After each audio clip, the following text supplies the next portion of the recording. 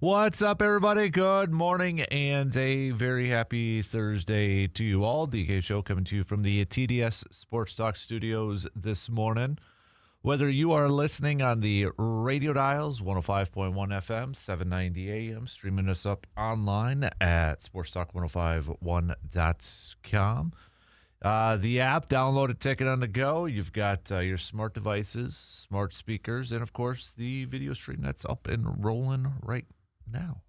Appreciate you again making us a part of your starts. What do we have on the game plan for us this morning? Another game and another win for the Brew Crew last night. 9-4 victory for the Brewers. Yelly getting things started off with a home run. Jackson Cheerio staying hot from the plate. He also added a home run. You had Cooper Pratt picking up his first big league hit and his first RBI. He collected a couple of hits last night for the Crew. So Brandon Sproat got off to a really good start. Then he gave up a grand slam and then ended up leaving the game early due to a hamstring cramp. I don't know what's going on with pitchers and hamstring cramps here for the Brewers, but Chad Patrick coming in and looking like the old Chad Patrick after a couple of appearances before that where he was struggling. He goes 3 1/3, giving up just one hit, striking out 7 to earn the victory. So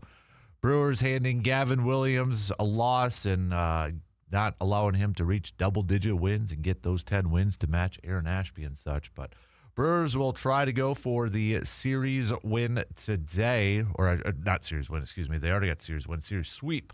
Trying to get the series sweep later today. We got Shane Drowan on the mound for the Brew Crew. So Brewers continue their great start to this season. When you kind of break it down with some of the stuff that they've accomplished so far, as we approach the halfway mark on the season for the Crew, they have a season high 19 games above 500. They're 113 runs scored so far in the month of June is the most in Major League Baseball. They have the second fewest runs allowed in the National League, and they've got the most home wins in Major League Baseball right now. So, but just a really good start, first half so far here for the Brew Crew. Plenty of Brewers chat to get to here this morning. So we'll get to that here in just a little bit.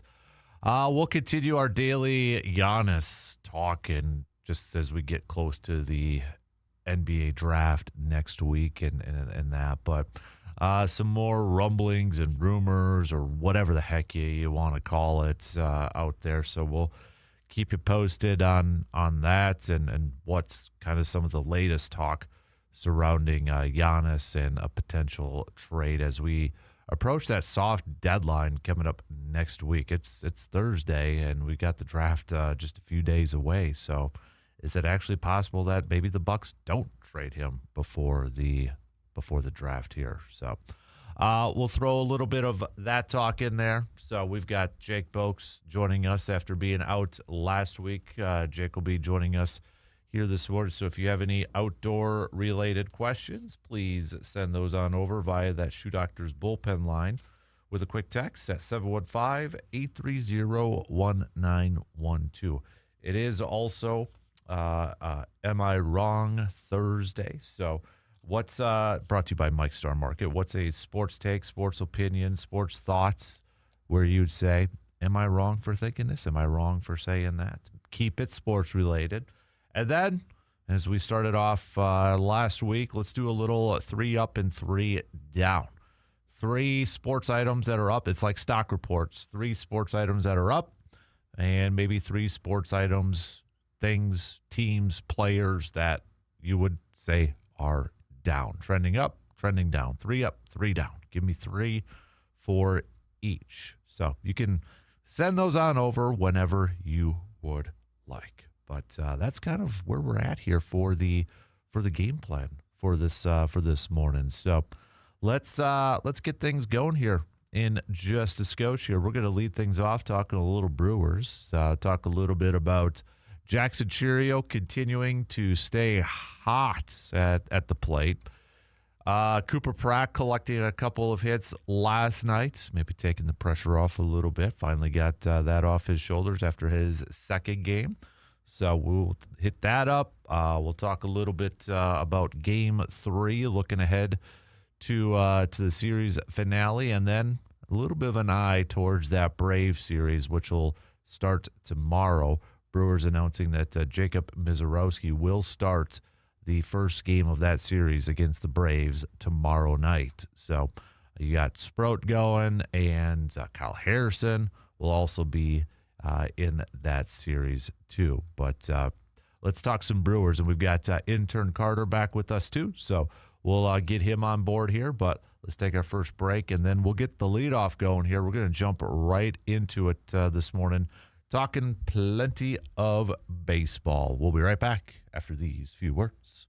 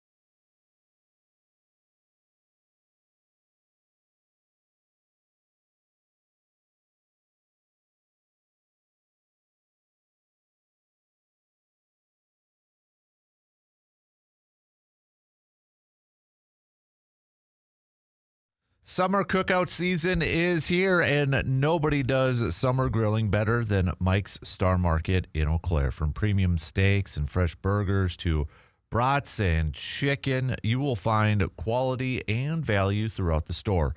So before your next cookout, stop by Mike's Star Market and stock up on the freshest ingredients around.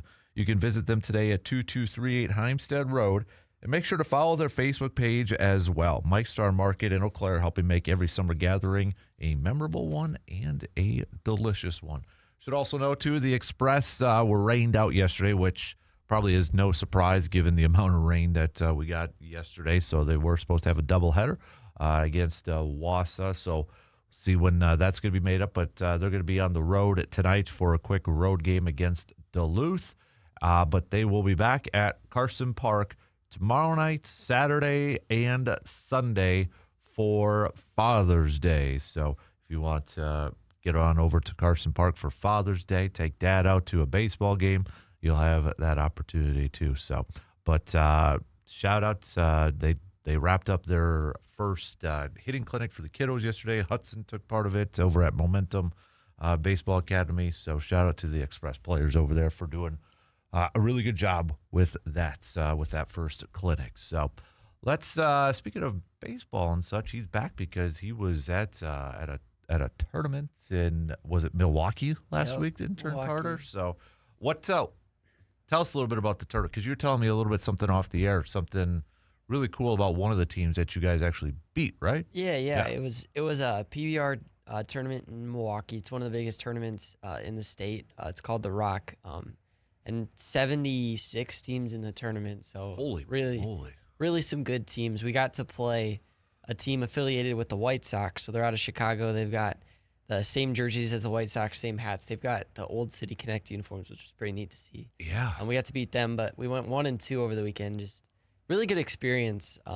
But there were some good teams there, some prospects. Is that the first time you've been down there? Now you're a coach with the ball club, right? Was that the first time you went down there with them? Yeah.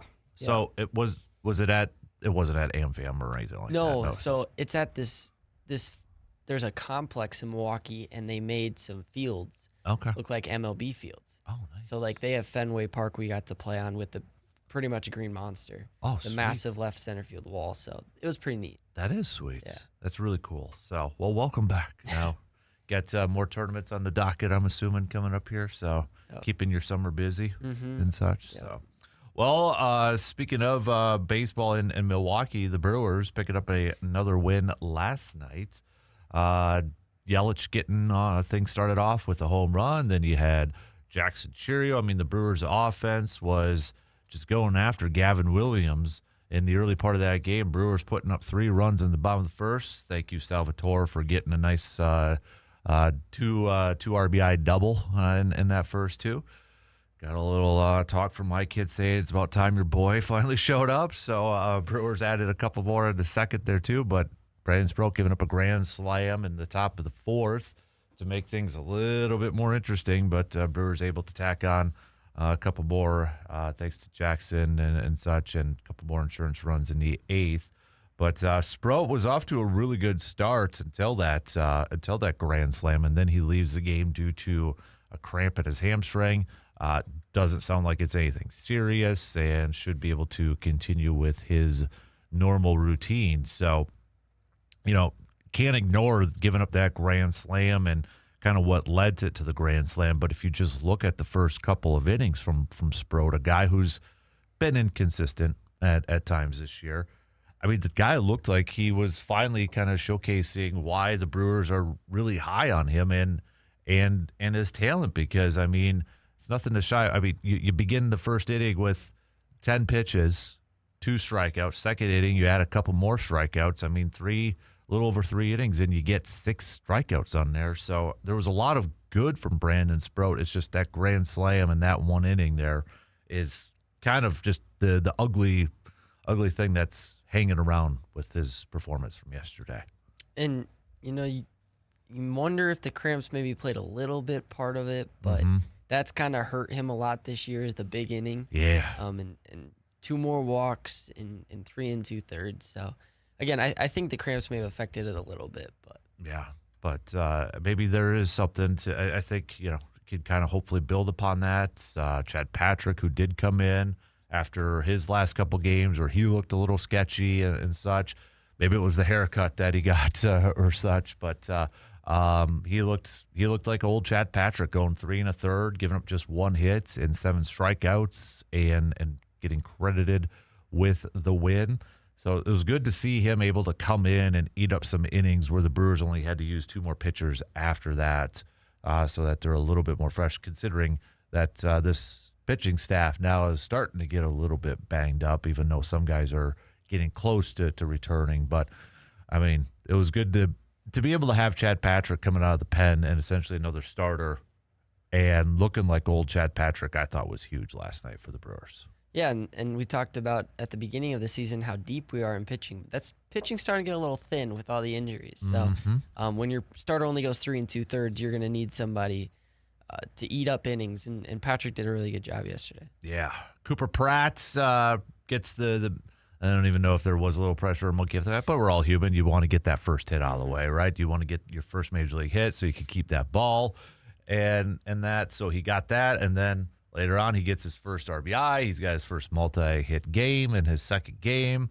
So kind of getting the first out of the way to take some of that pressure off. The only question I had is, do you keep both baseballs or only one?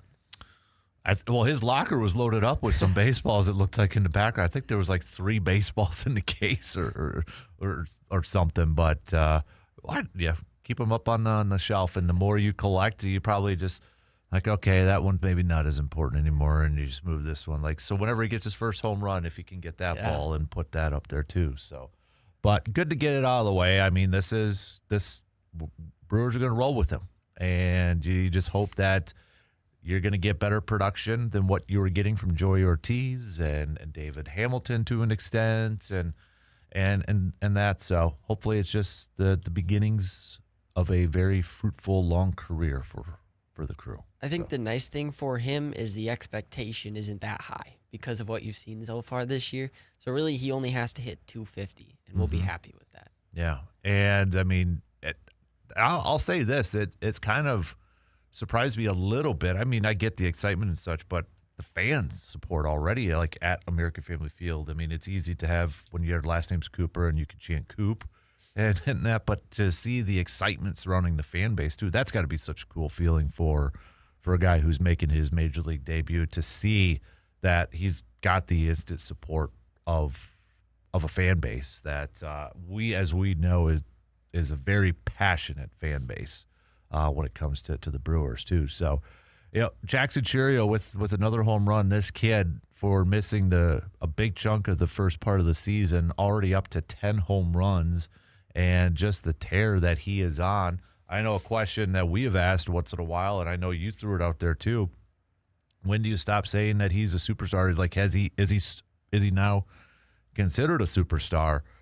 The way he's playing right now, you kind of look at it, but I mean, this is just a really an unbelievable run that he's on, and 158 at bats, 10 home runs, hitting .314. His OPS is a whopping .936 right now.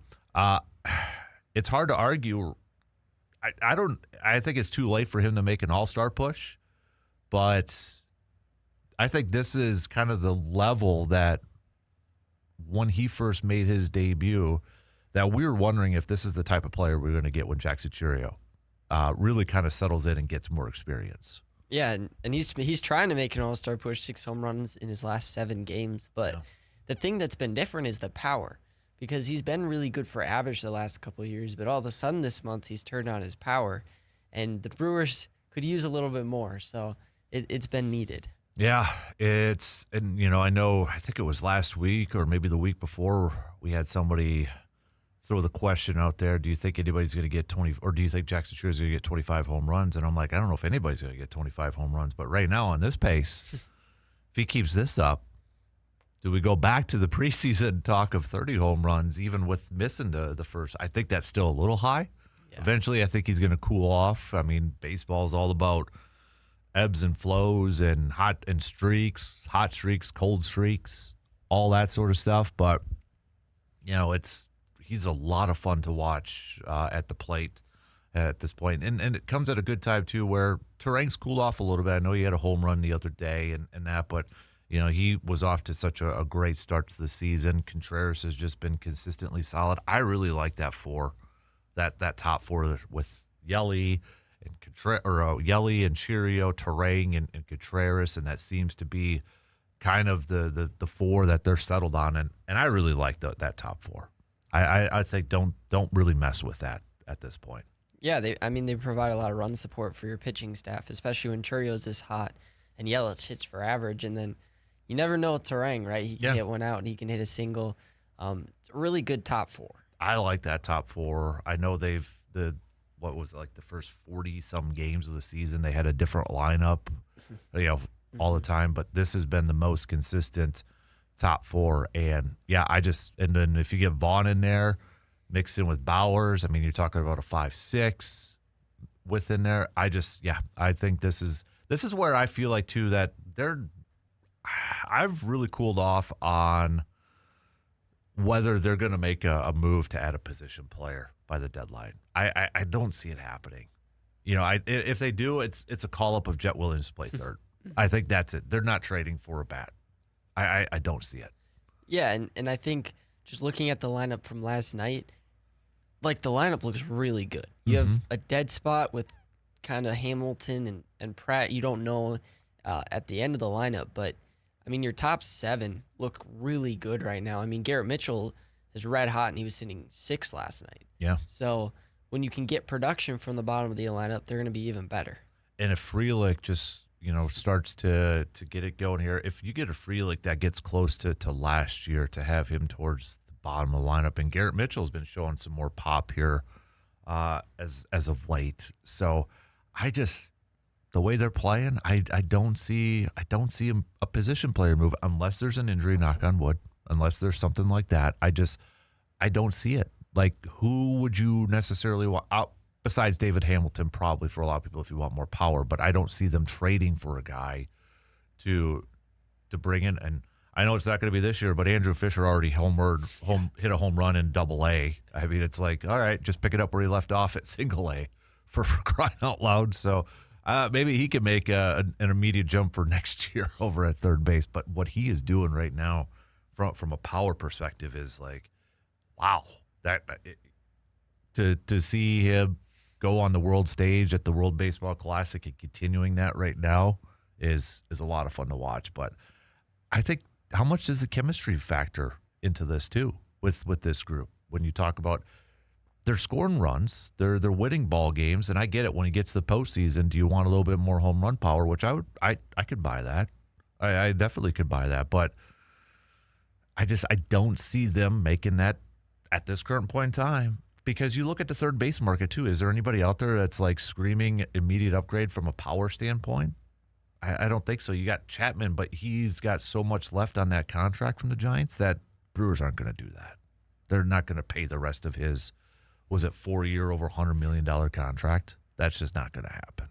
Yeah, and I think David Hamilton is such an underrated player. What he does for the Brewers is so important because he's just a Brewers player. Mm-hmm. He just gets on, he gets over, and then he scores and plays really good defense. So I think this lineup really works well, and especially when you're getting the power from Churio and Mitchell, you don't need that power from the bottom of your lineup. You just need them to get on for the top of your lineup. Hamilton almost acts as another leadoff hitter for Christian Yelich. Mm-hmm. It's after that first AB where Yelly, leads things off. But if Hamilton, even if he just bunts to get on, to use that speed, if he's on, he's like that leadoff hitter for Yelich when that lineup turns around. Which, not bad. I'm hoping that there's runners on base when Christian Yelich goes up to the plate, right? We all want that. So when that lineup turns over, and then if you're lucky to have a Frelick or a Hamilton or a Cooper Pratt on base, and then you've got Yelly, Chirio, Terang, and Contreras. Those are your run producers to get those guys across the board. Yelly can hit homers, Chirio can hit homers, Terang can hit homers, Contreras, Bowers, we've seen him be the home run. Do they have enough power right now to make a run in the postseason? Is probably the biggest question fans have, right? that's where we're at, and we got a long ways to go before we get there. We're not quite to the halfway mark, but I don't see them adding a bat at the deadline. And it's a fair question, but I think the difference between this year and last year is you're just getting more production from the top end of your roster. I think last year the left side of your infield was a little bit better, and we're getting on more, and the top was just singling them in. Mm-hmm. And you're getting a lot more power from the top end of your roster. And so, again, I don't think you need to make a altering move to this roster because you're going to have to give up a prospect. And right now, I don't want that to happen with how they're playing. So this line is very cohesive, and it works really well, obviously. So I don't think they need to make a move. In the last 30 days, the Brewers are 14th in the amount of home runs. So they're in the middle of the pack across Major League Baseball. They've hit 35 home runs in the last 30 days.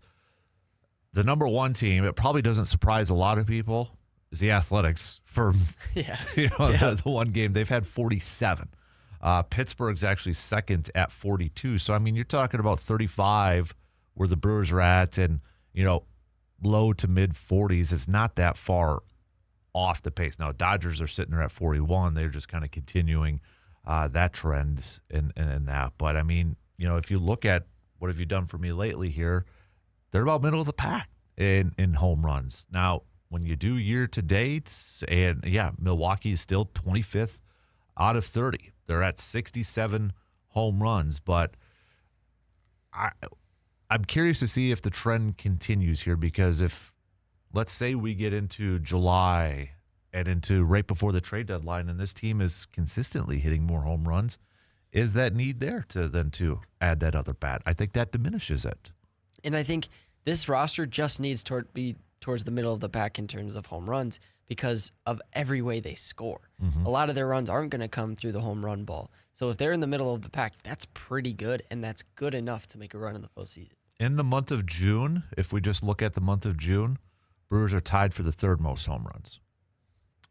Again, Athletics 35, Tigers 32, Brewers are tied with the Rockies at 27. So maybe kind of keep an eye on that trend, because in the month of May they were dead last with 18 home runs. And then if we look at April, they were dead last. So April they were dead last, May they were dead last. Right now in June, tied for the third most home runs. Riding a hot streak right now. That'll play. Yeah, that'll play. We got to take a quick break, but hey, send us your thoughts on the Brew Crew. You can hit us up 715-830-1912. We'll be right back after these quick words.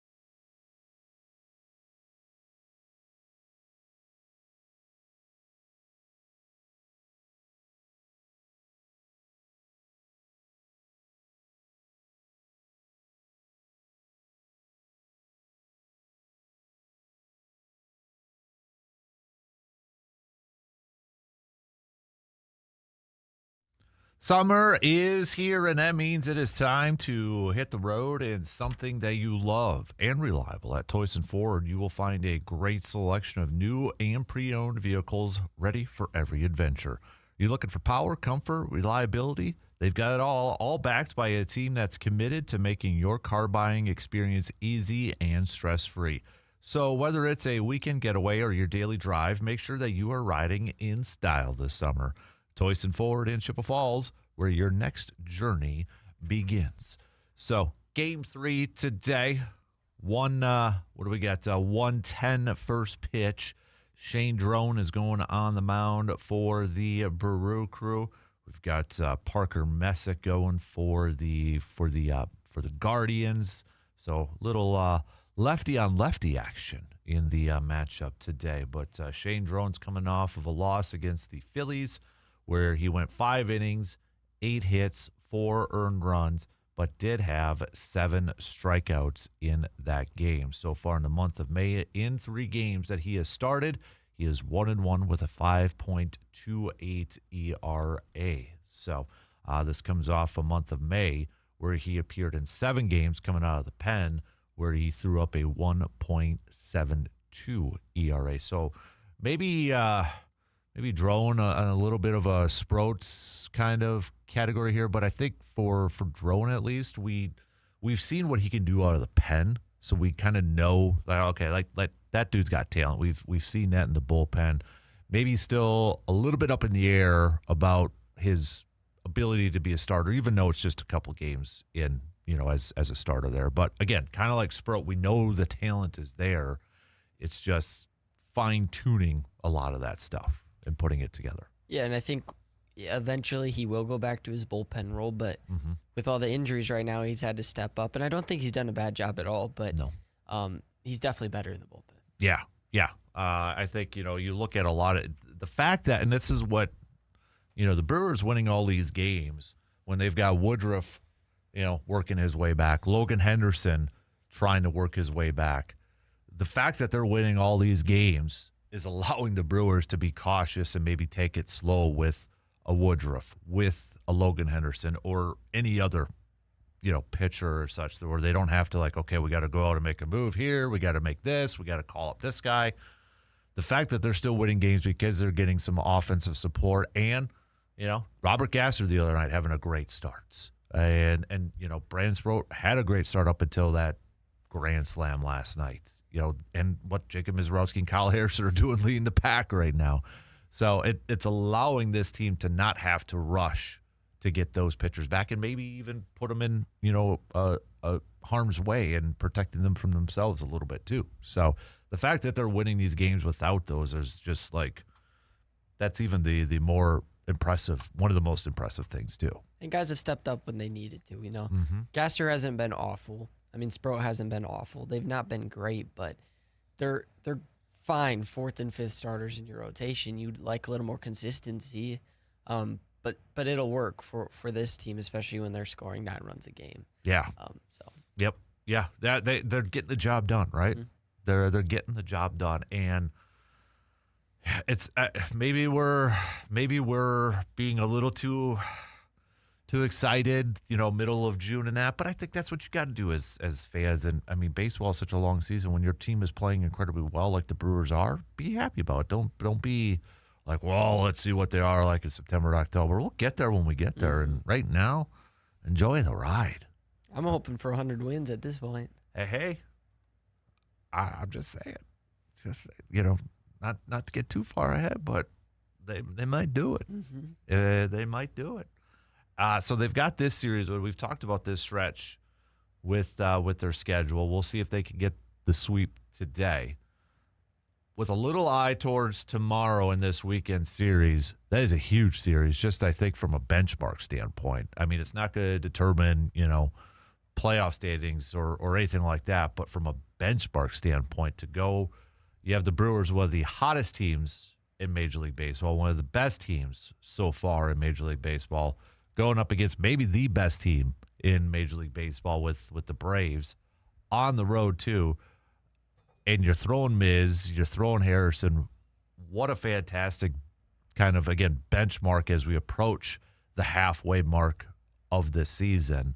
Not to overlook today's game and such, but baseball fans, I mean, you got to be excited for this series coming up here. I know as a Brewers fan, it's going to be tough, but I'm excited to see how this team matches up against a Braves team that has just been just I don't know if lights out is the best way, but just a fantastic team so far, and maybe catching them at a good time too, because the Braves are riding a 3-game losing streak. They're 4-6 in their last 10, but I don't know. Regardless, it'll still be a good matchup that I'm excited about. Well, and seeing Miz and Harrison pitch against them is going to be extremely fun. Just seeing what those guys can do, but you're going to have to score runs in that series for sure. Yeah, no doubt. And when you look at the rest of June, then you've got the Reds for a couple series, and then that Cubs one in there too, where Cubs are going to be coming over to AmFam Field, and they're going to want a little revenge. And Pete Crow Armstrong's playing better here too, so that should be a really good finish to the month of June. But hey, take it game by game first, right? And let's complete the series sweep against the Guardians.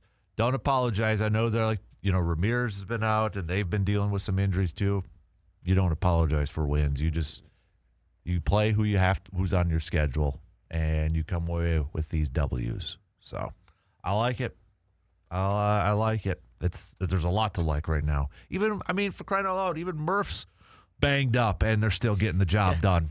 I got to imagine that's got to be killing him to sit on the bench. Like, if I'm a coach or manager, I can't sit. Yeah. I can't sit. I got to be standing the whole time. It's just kind of weird to see Chris Hook coming out there and making all the changes. And then the only time you see Murphy really is when there's a home run and guys are coming in for high fives, and you just see him sitting there holding up his hand during the game. So, but no IL stint for our manager. Nope. He'll fight through it. Yep. I think what they said, procedure probably during the All-Star break, but that's where I was kind of curious too. I mean, they don't have a benchmate coach. Mm-hmm. So where the duty's going to be going, and it just makes sense when it's pitching. Chris Hook does. You trust him to be able to go out there and do that stuff. But all right, we got to take another break before we wrap up the first hour. Coming up next hour, we'll talk a little hoops. What's the latest in the drama of Giannis and the Bucks? We'll go through some of the latest talk out there on the socials as we inch closer and closer to the NBA draft. Is it possible the Bucks might not even trade Giannis before the draft? Well, there's some of that talk now out there. So we'll hit that up coming up in the next hour. Send us your 3 ups and 3 downs. 3 sports-related items where their stocks are up. 3 sports-related items where maybe their stocks are down. All right, quick break. We'll be back to wrap up the first hour after these few words.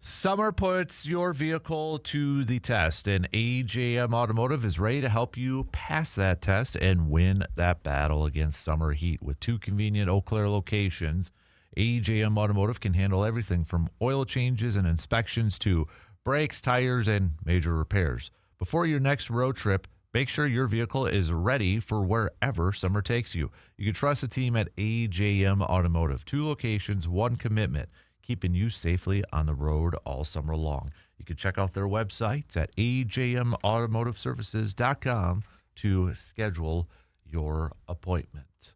So wrapping up the first hour here, as we know, Brewers again, 1:10. Coverage will begin 35 minutes prior. You can tune into that game right here on the radio dials, 105.1 FM and 790 AM. Should also note, too, the state baseball tournament will wrap up today with championship games in each division. So that'll be there. And I know Rice Lake girls soccer is going to be in action tomorrow for state, too. So starting to wrap up that prep spring sports season. So one other quick note, too, from yesterday. We were talking a little bit about Andrew Fisher and, hitting a home run, but Jesus did leave the game early. A collision with a teammate. They're calling it right now. Last I saw was a quad contusion. So hopefully nothing too serious, but I was kind of waiting to see, with Cooper Pratt being called up, would he be called up to AAA and, kind of replace him in that. So I think this probably does delay it just a little bit, but we'll see. I kind of like seeing him and Fisher, though, together now, maybe a little bit in Double-A, especially on the left side of that infield. Maybe, a lot of Brewers fans, we how many times have we talked about the left side of the infield at the major league level? We'll look at your Double-A team right now with Jesus and Fisher. Well, that's a pretty good left side of the infield over there. So if you get a chance to go to a Double-A Brewer game right now, you better go, because they may not have a better team for a long time. I mean, their AAA is loaded. Their Double-A is loaded. No wonder why they have the number 1 rated farm system in Major League Baseball. But Fisher had 20 homers for the Timber Rattlers. That's a franchise record for the Timber Rattlers. He did, played maybe half a year? Yeah. Maybe 20 home runs. That's ridiculous. You just hope that translates to whenever he does get called up. I mean, holy moly. Maybe this is the next guy that they're going to sign to a long-term deal for cheap. I don't know, but is there a guy whose stock is any higher right now in the minor league system for the Brewers? I mean, I know Jesus is the number 1, but I mean, just like for the arrow trending upward, Fisher's got to be right up there if he is, if not number 1, for what he's showing at the plate. Well, and it's not just in Double-A. You look at what he did in the World Baseball Classic, and I keep going back to, because that was against MLB pitching. Yeah. And he hit 364, a couple home runs.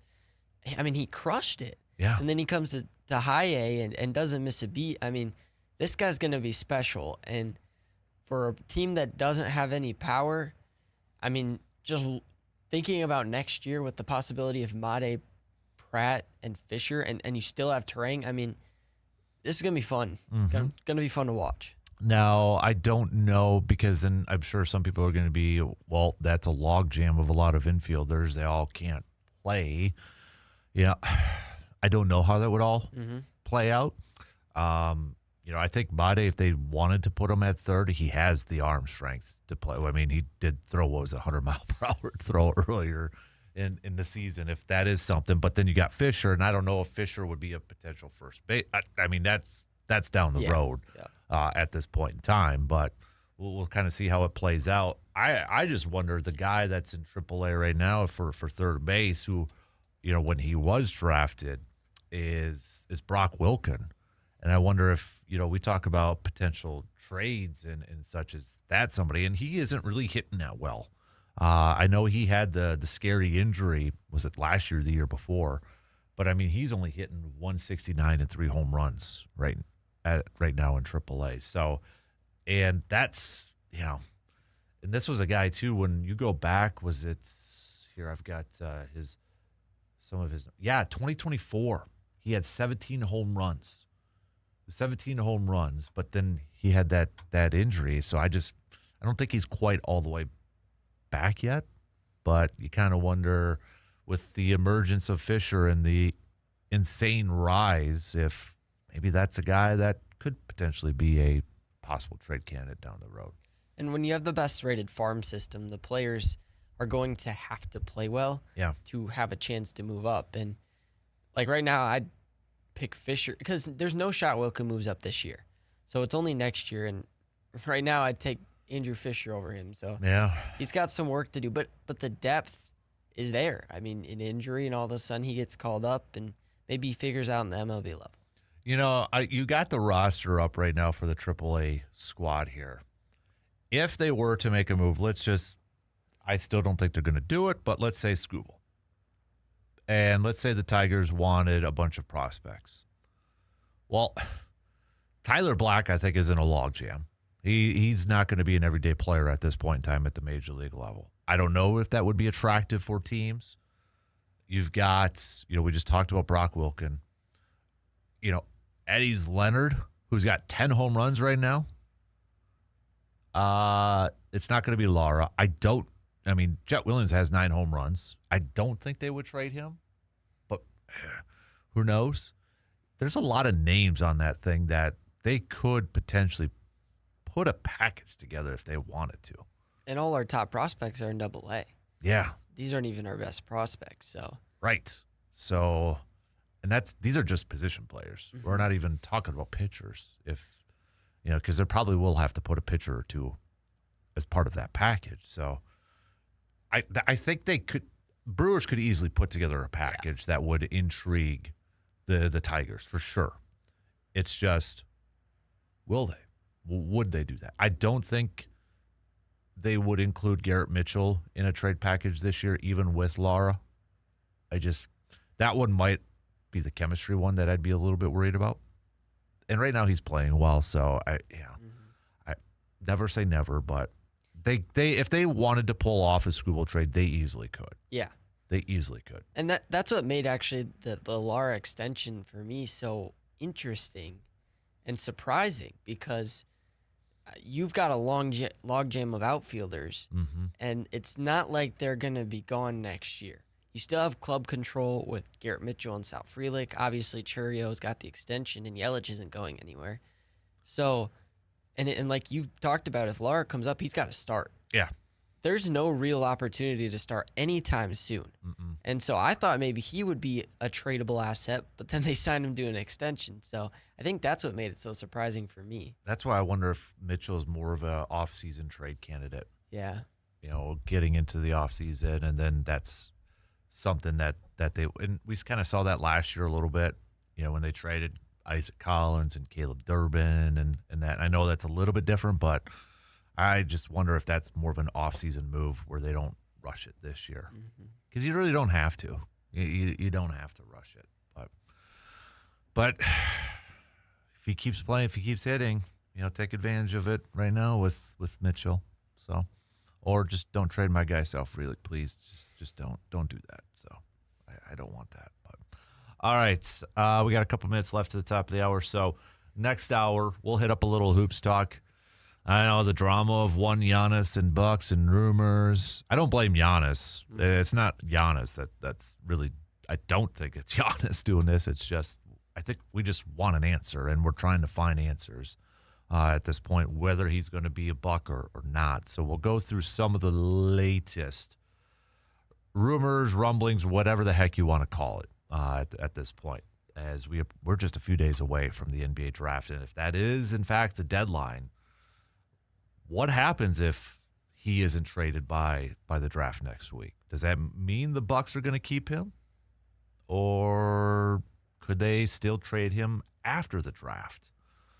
We'll hit that up and get your thoughts on that too. Send us your 3-ups and your 3-downs. You can shoot those on over to that Shoe Doctors bullpen line at 715-830-1912 or hang out in the Section 105 chat room. That you can send over your 3-up, 3-downs over there too. So, and your Mike Star Markets, am I wrong? Give me a sports take, sports opinion where you would say, am I wrong?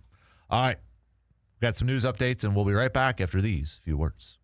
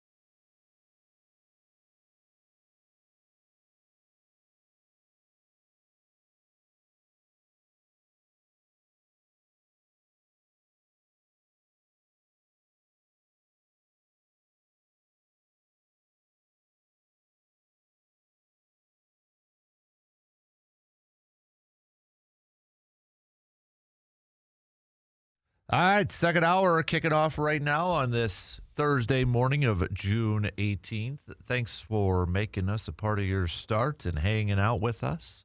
Whether you're tuning in on the radio dials, you got a couple of those, 105.1 FM, 790 AM. Also, you can tune in online, sportstalk1051.com. Got the app, download it, take it on the go. Smart devices like your Alexa devices, and the video stream up and rolling on YouTube here this morning. We'll get back to some more Brewers talk coming up here in a little while. We've got Jake Boakes joining us, Wisconsin DNR warden. Jake. So if you have any questions, hunting, fishing, outdoors related, please text those on over to us so we can get those to Jake.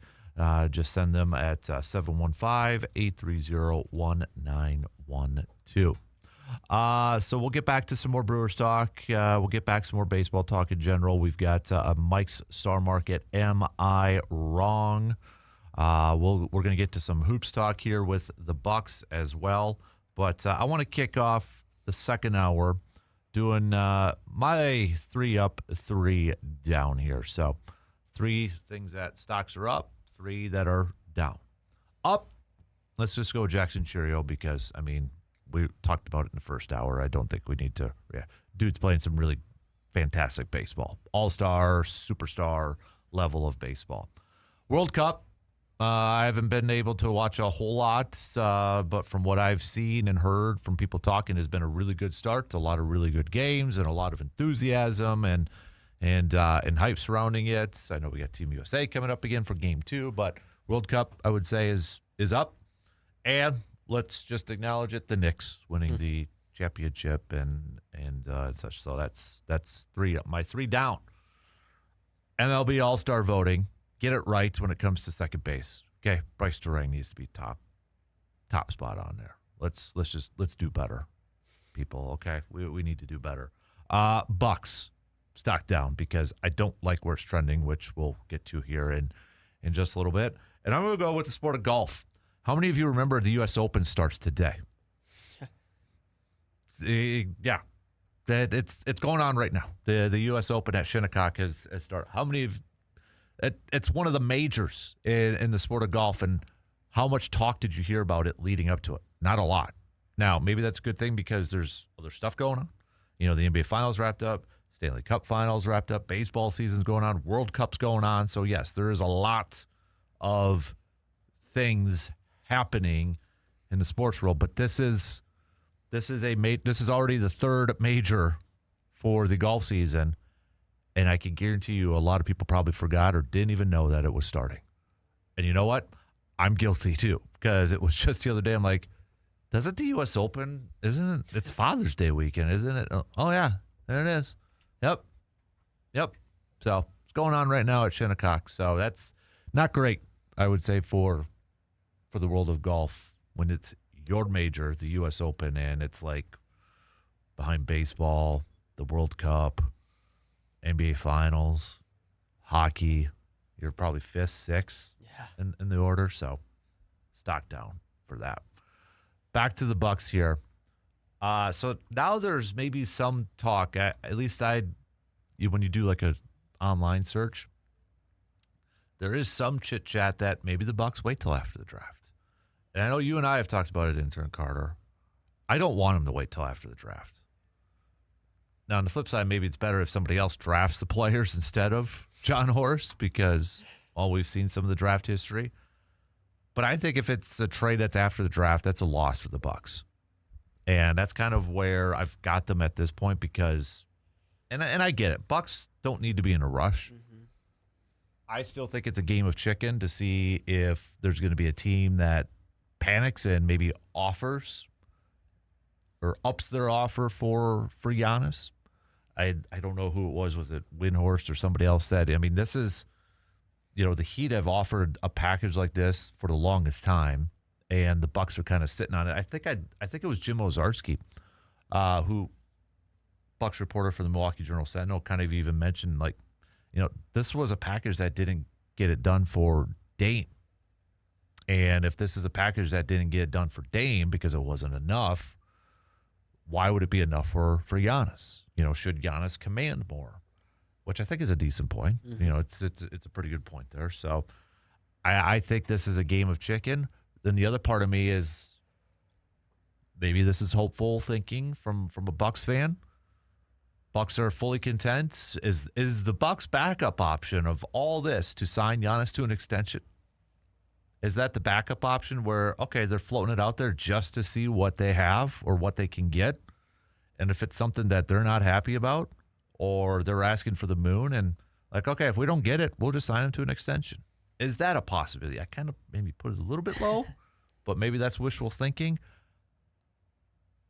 I just don't want to see it happen after the draft. I think that would be worst case scenario for the Bucks. And I don't think, like you said, they don't need to rush. They've got the player, but you do want to see it before the draft, and I think they are trying their best not to settle. And the Heat are giving everything they can. Mm-hmm. The Heat are literally giving the Bucks everything they can, but what they have isn't great. And so when you look around the NBA, that's maybe not a package you want, but it's probably the best you're going to get because Boston's not going to sell their whole team for one player. You could wait till after the draft. I would be shocked if Giannis stayed past this year. You could wait to do it after the draft, but then you're risking draft picks. You're risking a player that you wanted not getting picked by that team because the Bucks have been operating in the draft process like they have 2 first-round picks.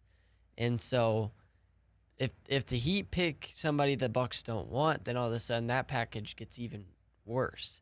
So they've got to be careful with how they do this because they could get even worse packages after the draft. Trying to find the Ozarski quote, but this was from Sam Amick from The Athletic, saying that he believes the Heat are still in the lead for Giannis, but questions if a deal will be done by the draft. Quote, now as we get closer to it, I am legitimately starting to wonder if a deal goes down. Today, I've already made some calls this morning. It's the same old story. I don't think the Bucks are happy with what is coming their way. Like we've known for quite some time, Miami is out front. Boston legitimately in the picture. There's other teams that like to get in there but don't seem feasible. Portland being one of them.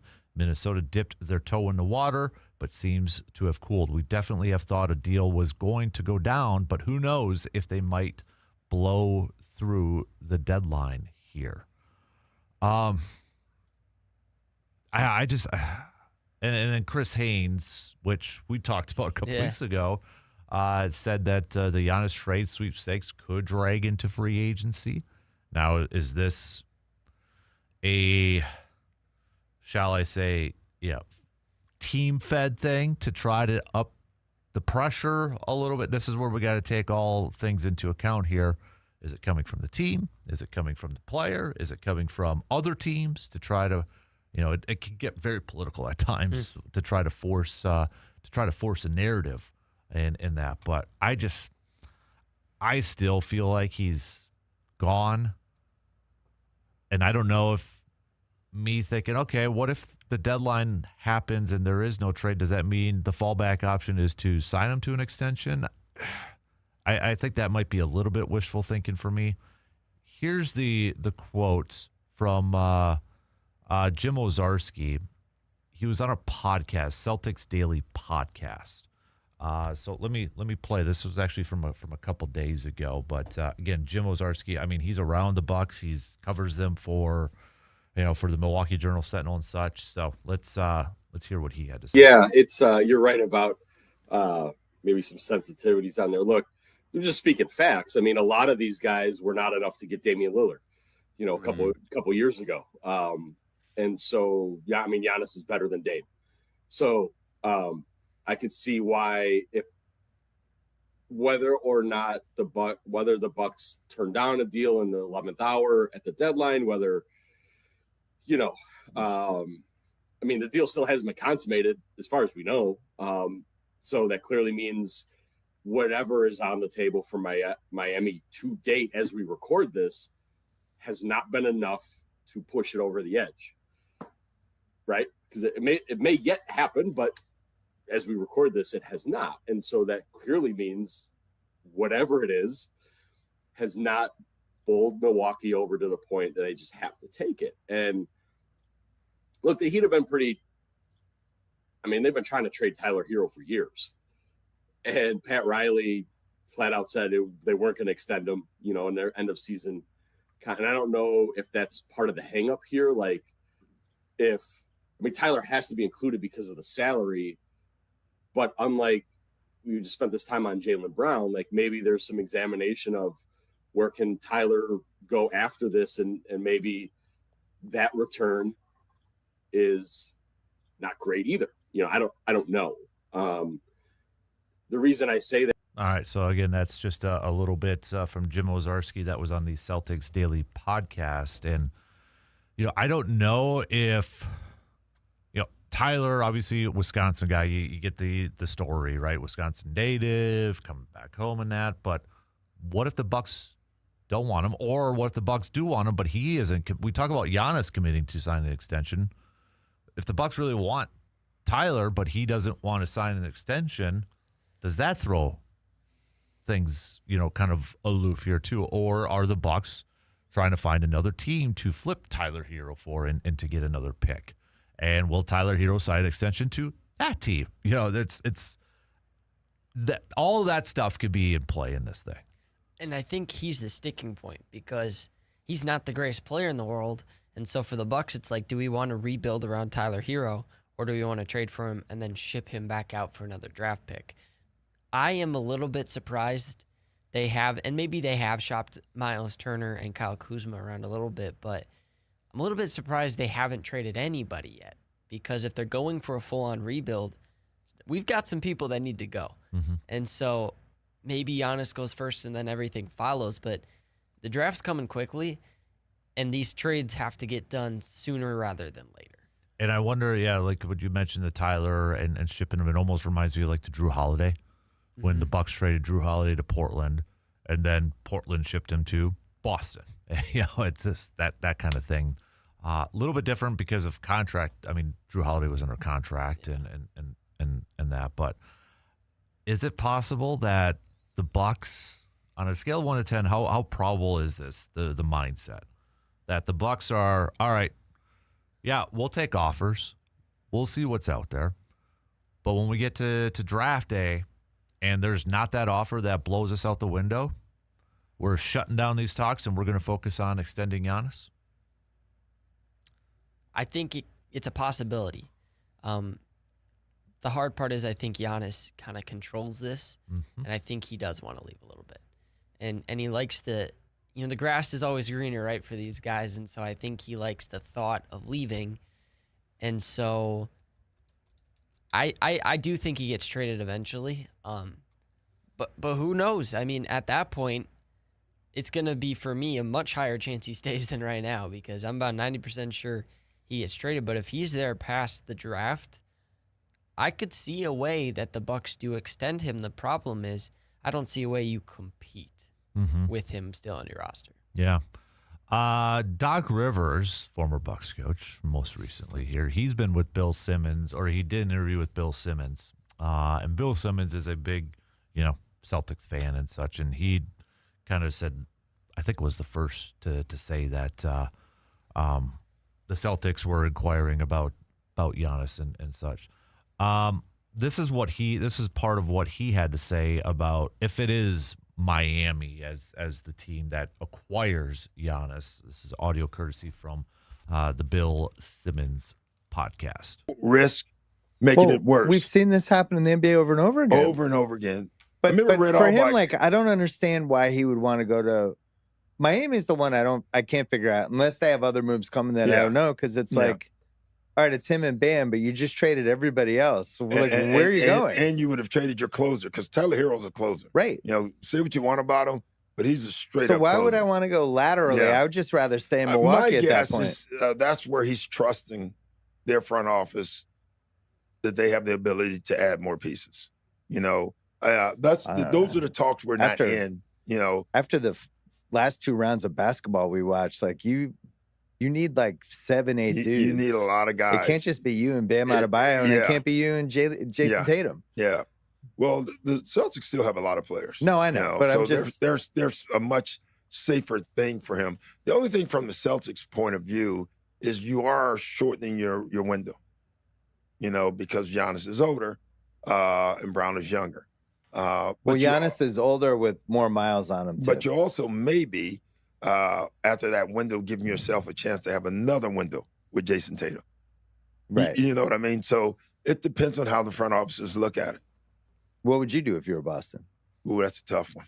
All right, so again, that's Doc Rivers, and Doc made another point about Giannis here that I want to play potentially on the team, and this is something I think Bucks fans have talked about a lot over the years in the offseason, and about Giannis playing Europe basketball. Well, this is what Doc had to say, again, audio courtesy from Bill Simmons' podcast. So what am I trading for if I'm getting him? Because I don't know if you're aware, but I've heard the Boston Celtics are one of the possible teams. Yeah, I've heard. Well, you're getting a rejuvenated, healthy Giannis. Is it a healthy or hopefully healthy? No, he's healthy. And I also think this will be his first time in 4 years not having Europe basketball. So you think you get Giannis, these next 2 years would be the years you have to cash in on? Yeah, he's so motivated.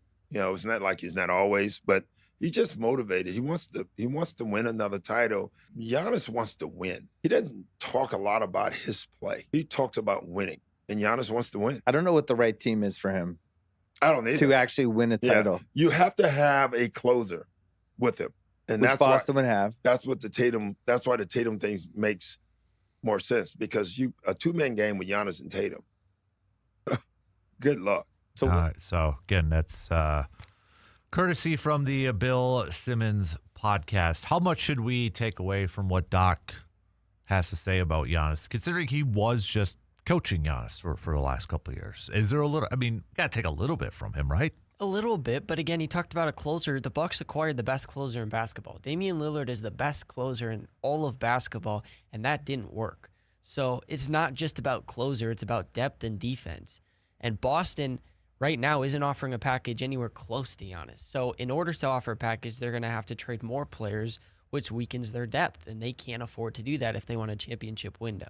Mm-hmm. So again, I don't think he goes to Boston because the Bucks don't want Jaylen Brown either, and Jaylen Brown doesn't want the Bucks. Yeah. So I don't see how that works. Yeah, I think was it Doc or Bill said too. I mean, look at the last couple of years, the champions, and even the teams that have been to the finals. I think the 2-man, 3-man teams that's not getting it done. Yeah, they're done. They're over. You got to get more depth on these teams. And if you're Giannis, and again, maybe he's not the one pushing this. It very well could be he's not the one pushing this. But it's like Bill said, isn't that kind of a lateral move from the Bucks to the Heat? And I thought it was kind of telling when Doc said, well, maybe he trusts Miami's front office. So that mean he doesn't trust John Horst and the Bucks? I don't know. Maybe that might be grasping at straws, but that's my biggest thing is if he goes to the Heat, are they better? Are they much better than what he'd have with Milwaukee right now? That's why I question, is this a Giannis thing or is this more of a Bucks thing where they just want to move on from Giannis? Again, the grass is always greener, and I think Miami is the climate and the big city that he likes. But I think Boston, in terms of this year, would also be close to a lateral move because they're trading away all their depth. So it's you and Jason Tatum, and try to go win a championship with those. And I don't. A Celtics team that just got out of the first, didn't even get out of the first round. They couldn't beat the Sixers. So I don't think this Boston Celtics are going to win a championship next year if they get Giannis. So there's a lot of moving pieces, but I don't know what's best for it right now. You look at it. Okay, I'm going to make the case for the Bucks here. Actually, we got to take a break, and then we'll do that. So let's take a quick break, and we'll be right back after these few words.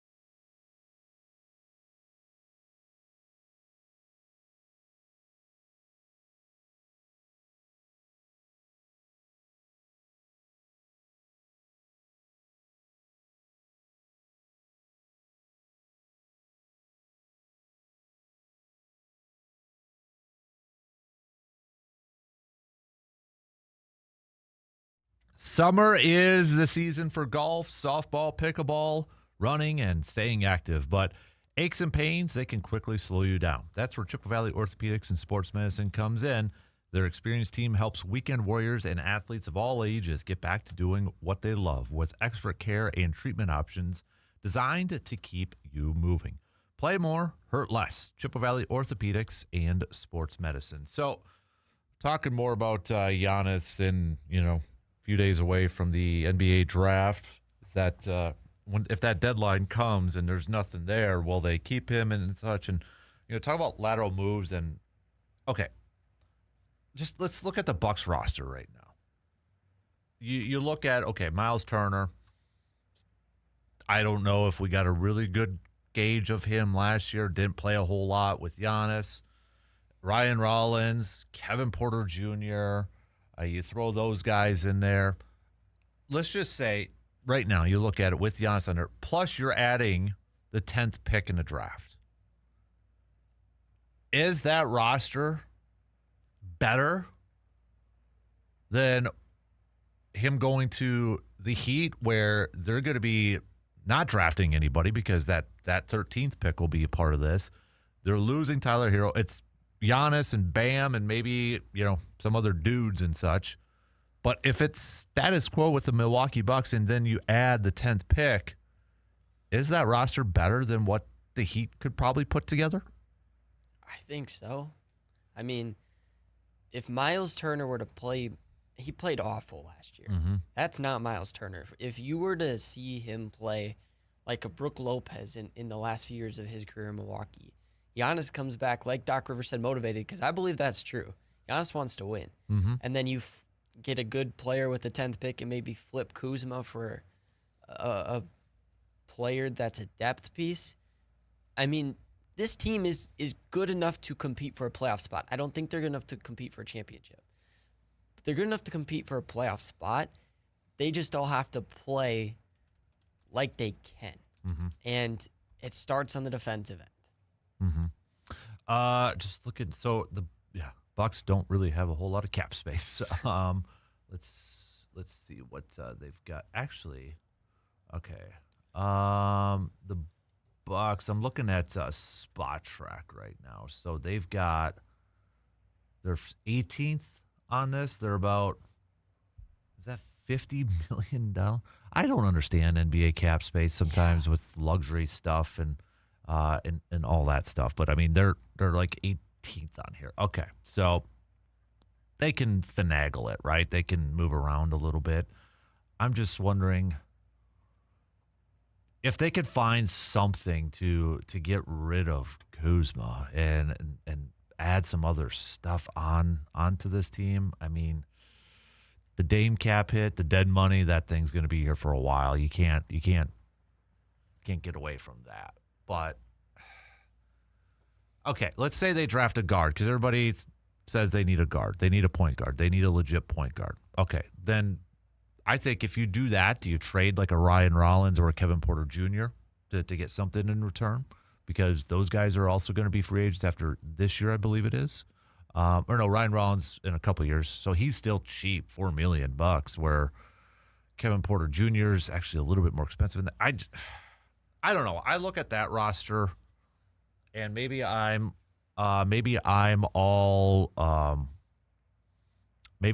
like mind polluted and such.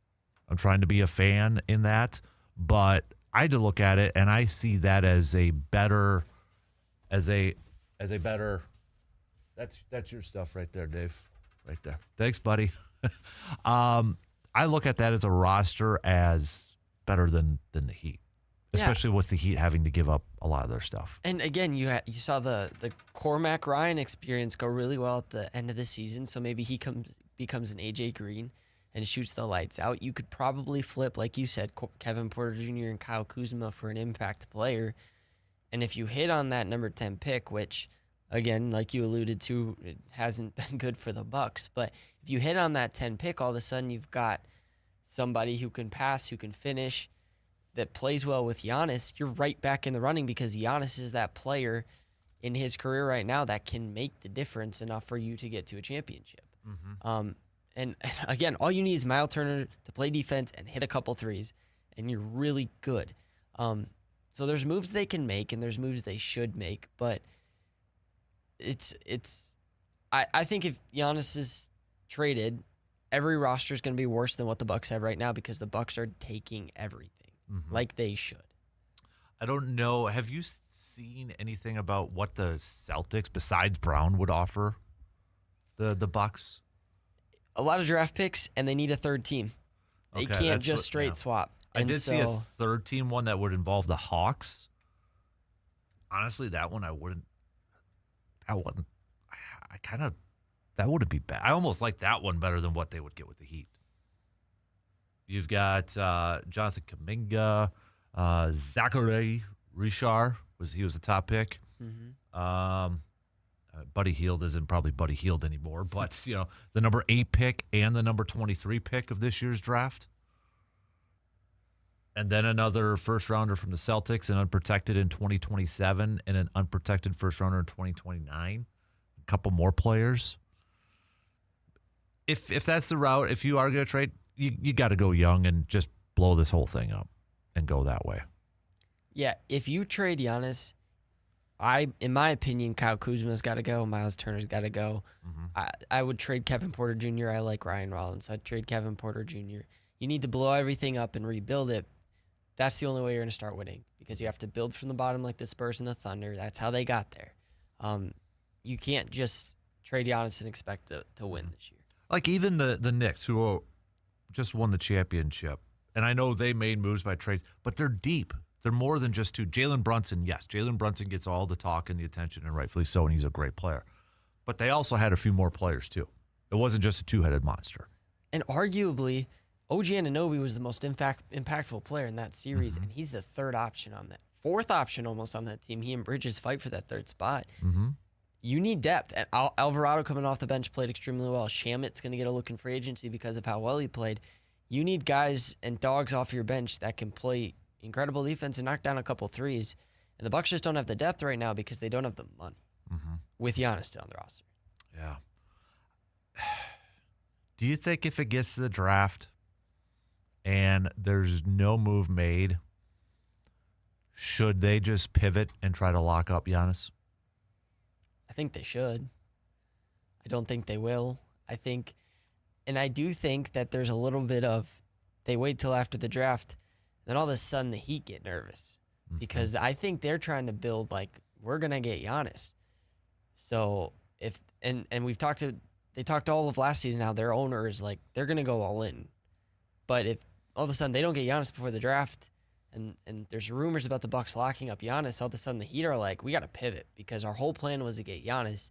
Now we can't get him, and I mean they could bring in John Morant, but that probably won't work. So. No. All of a sudden, maybe they throw even a better offer. And so I think that's kind of the Bucks don't need to rush it. I would rather have it done before the draft than after, but the Bucks kind of do hold all the cards. I mean, you look at what the free agency is right now, and honestly, it's not that great.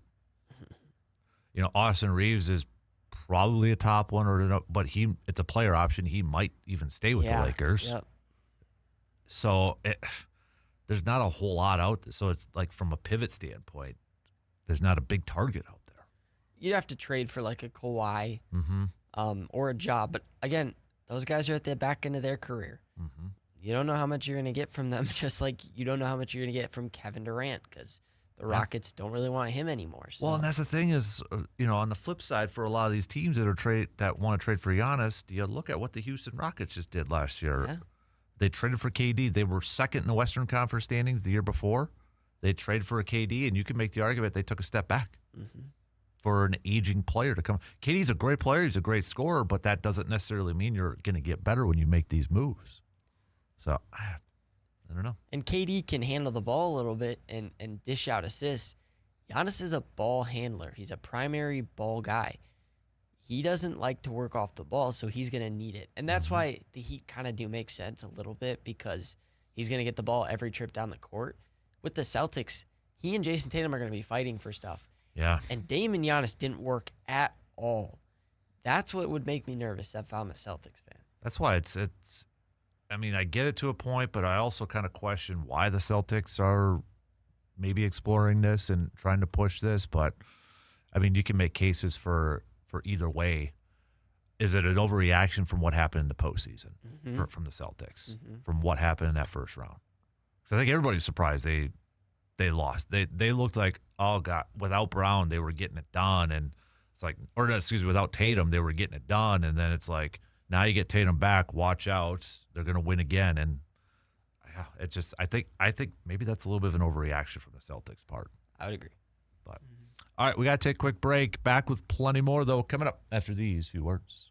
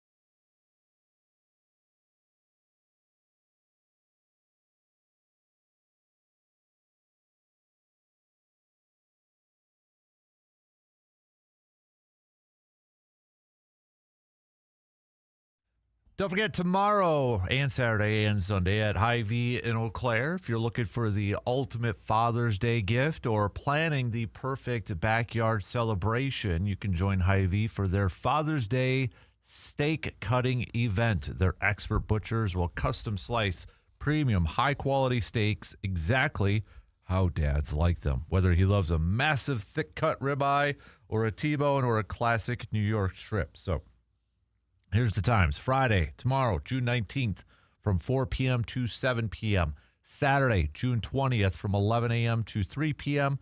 And Sunday, June 21st, on Father's Day, 11 a.m. to 3 p.m. So, again, make sure you're always checking out Hy-Vee's Facebook page, where they've also got their Father's Day steak sale, which starts today, going through the 21st. You can see all the different steaks that they'll have on sale starting today. We got about 15 minutes left to the top of the hour, so second to final call for any questions for just blanked on the name question or word questions. Any questions for Jake Boakes? Please send those on over to our Shoe Doctors bullpen line at 715-830-1912. If you got any questions for Jake, our DNR warden buddy. So that'll be coming up at about 8:30 this morning. If you want to participate in some 3 up and 3 downs, stock reports, essentially 3 things that are up, 3 things that are down, send those on over to us too. So that's we'll get to those. Your Mike's Star Market. Am I wrong? Give me a sports take. Give me a sports opinion where you would say, am I wrong for thinking that or saying that? So are you into, Carter, much into the World Cup at all, a little bit, or any sporting event I'll get into? So yeah, a little bit. I think when it gets deeper into the tournament, I might get more into it. It's hard. Like, I didn't even know some of these countries existed a little bit ago. So not actually, but they're small. So right now it's just wait until I'll watch USA games, but then wait until group play ends. Mm-hmm. Yeah, I'm probably in the same boat there too. Well, this is the first I've got to talk to you. Hurricanes Stanley Cup champs. So thank goodness you did not want Vegas to win. All. No, not at all. Why is that? They came in as expansion team, and it's Vegas, so they got their kind of pick of players they wanted, and they haven't really gone through hard times yet as a franchise, and that's not bad, but they just I wanted the Hurricanes to win because, well, number one, Vegas is in the wild side of the playoff bracket, but they just don't need to win anymore. Mm-hmm. I don't like them, partly just because they're from Vegas, but they've beaten the Wild a lot, so they beat them last year in the postseason, so. But I was a big Hurricanes fan coming into the postseason. They're probably the 3rd team I wanted to win, so it was good. Yeah, fun series to watch. Mm-hmm. Zach says on our Section 105 stream here, do you all think Giannis will stay with the Bucks? Where is your Giannis trade-o-meter at today, Dan? I would really love to see Giannis stay and eventually retire a Buck. I'm probably still at a 7. 7 that he gets traded. 10 that he gets traded for sure. 0. I'm probably still at a 7. Yeah. I think what I'm trying to do, honestly, is talk myself into him staying. Like, oh, maybe that's why nothing's like there, because, you know, they're maybe going to work on this. And I think that's what I'm doing. But gosh, it sure seems like everything's trending that he's the fact that kind of like Jim Wozarski, who was, if you've been following him for the last couple of years on the Milwaukee Journal, he's kind of downplayed a lot of the trade stuff and said, no, but now that he's kind of changed tides a little bit, makes me feel like that it's actually going to happen. Yeah, I think these rumors are a little different. Yeah, maybe because Shams isn't reporting them, but it just feels like he's gonna get traded. Yeah, and this is the thing that bugs me about sports now. More so now. I mean, when I was younger, yeah, you had some trades here and there, but nothing to the extent of what it is now, where it's so hard, and I feel bad for like younger fans. So like my kid, you know, he's only known Giannis with the Bucks, and now he's like, yeah, Giannis ain't going to be there anymore. And when I was younger, that was kind of unfathomable to imagine. Like, okay, Favre playing on a different team when I was 10 years old, I never would have thought would have happened. I never really kind of went through it. My first one was Shaq, but that was a free agent, signing, and never really had these trades. And it's just, I feel that's the one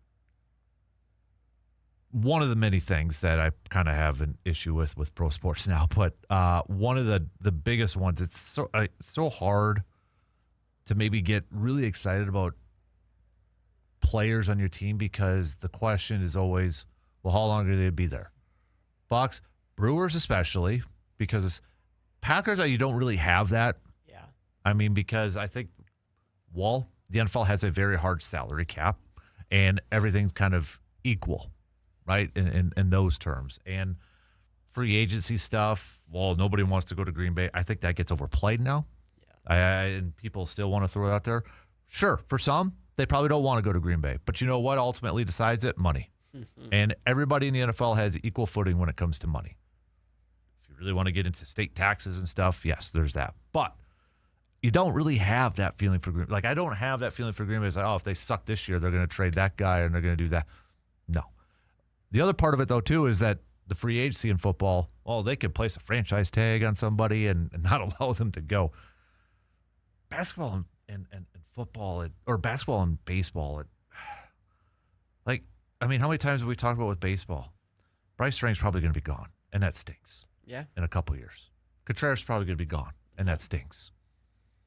We're talking about one of the franchise best player of all time with the Bucks is probably gone because they're going to trade him. And you look at, you're talking about the NFL, like Myles Garrett requested a trade, and then the Browns just said, we'll pay you whatever you want. So he stayed. Mm-hmm. Well, the Bucks will pay Giannis whatever he wants, but I think he still wants to go, and there's your difference right there. Mm-hmm. Because these players in the NBA, I don't know what it is, but they just aren't content with where they're at usually. I mean, Kevin Durant's the best example, and he just cannot win anymore. Yeah, Kevin Durant, James Harden. Yeah. And that's where I go to, okay, Giannis is saying he would love to finish with the Bucks net, and I get it. And I totally get it. As long as they're competitive. I totally understand that, and I totally get that. But if he truly, truly, truly, truly wanted to stay in Milwaukee at all costs, wouldn't he just come out and say it? Instead of saying, it's not my decision, you're kind of passing the buck a little bit, right? Like, you're not shutting it down. Mm-hmm. You're at least open to it. Whereas and we were talking about the other day, I appreciate a guy like Byron Buxton who says, I'm happy. Sure, he still might get traded in that, and he's got the no-trade clause, so he can decide that. He's got a lot of say in that decision, but you see those guys, they're like, no, I'm good. I don't want to go anywhere. I'm happy. Well, Steph Curry's of the world with his team the whole career, and it's different. I think it's a little different because the Warriors have just won a championship. Yeah. But like you said, Buxton, the Twins haven't been good for a long time. So it's always cool when you get those players. Mm-hmm. I agree. Really quick, because we do got to take one more break. Cody says Trey is, Trey Young, I'm assuming. Yeah, Trey opting out of Washington makes me think he will stay, and they bring in Trey to the Bucks. Can they afford that? Probably not. I don't know what Trey Young. Okay, Trey Young and Giannis. I'm good. You don't want that? Nope. I think Trey Young's a little overrated. He plays no defense whatsoever as well. So. Okay. But all right. Trey Young or John Morant? Giannis. Neither. To pair with Giannis. Ryan Rollins. Ryan Rollins. All right, we got to take a quick break. We're running behind, so we'll be right back after these few words.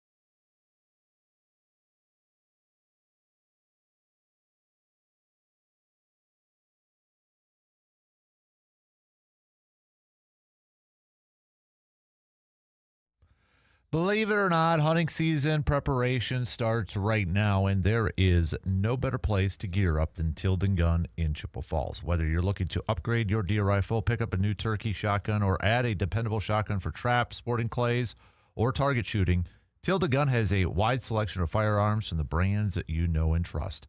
Their knowledgeable staff can help you find the perfect fit for your hunting style, experience level, and budget. Plus, you will find ammunition, accessories, optics, and more to help you get the most out of every trip to the range or into the field.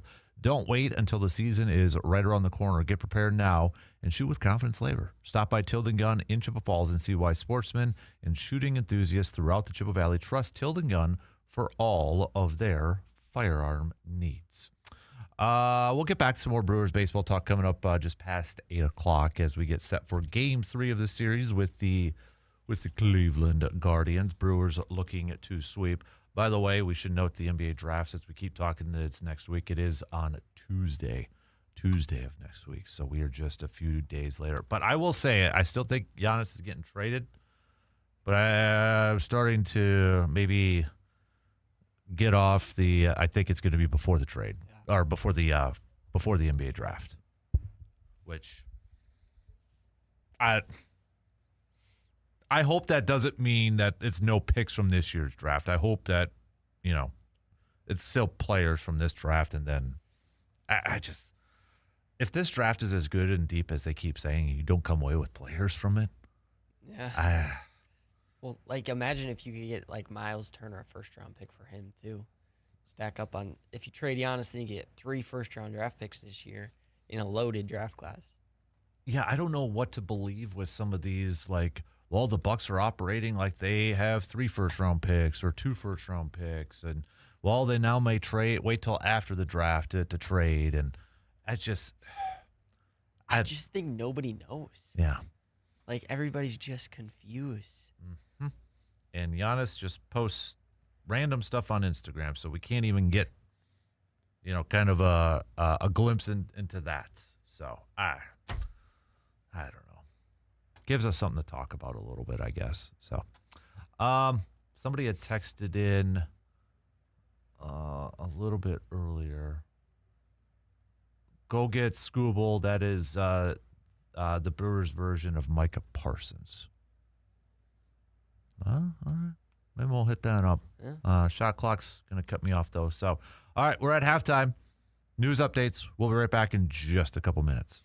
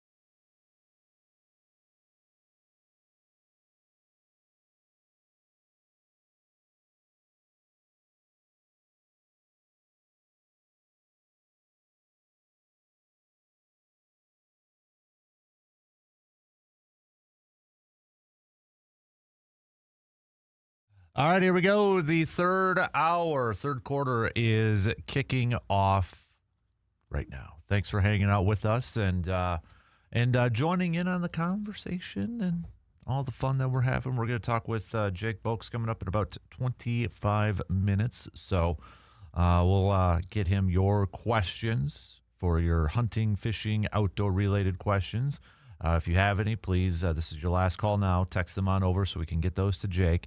Just hit us up, 715-830-1912. Brewers are going to be back at it today.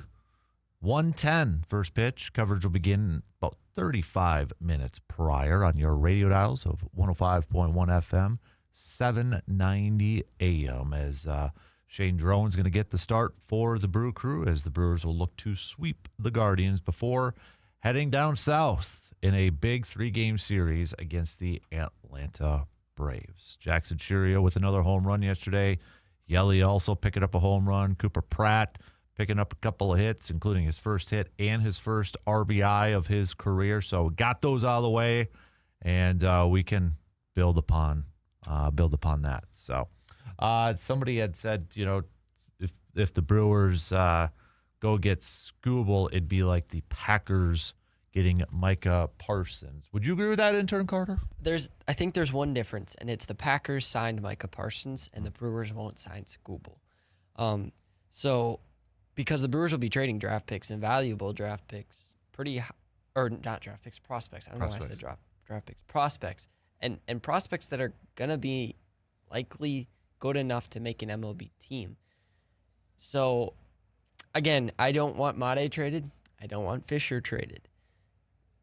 I wouldn't mind them dealing pretty much anybody else, but that's the difference is you won't have Skubal after this year. Mm-hmm.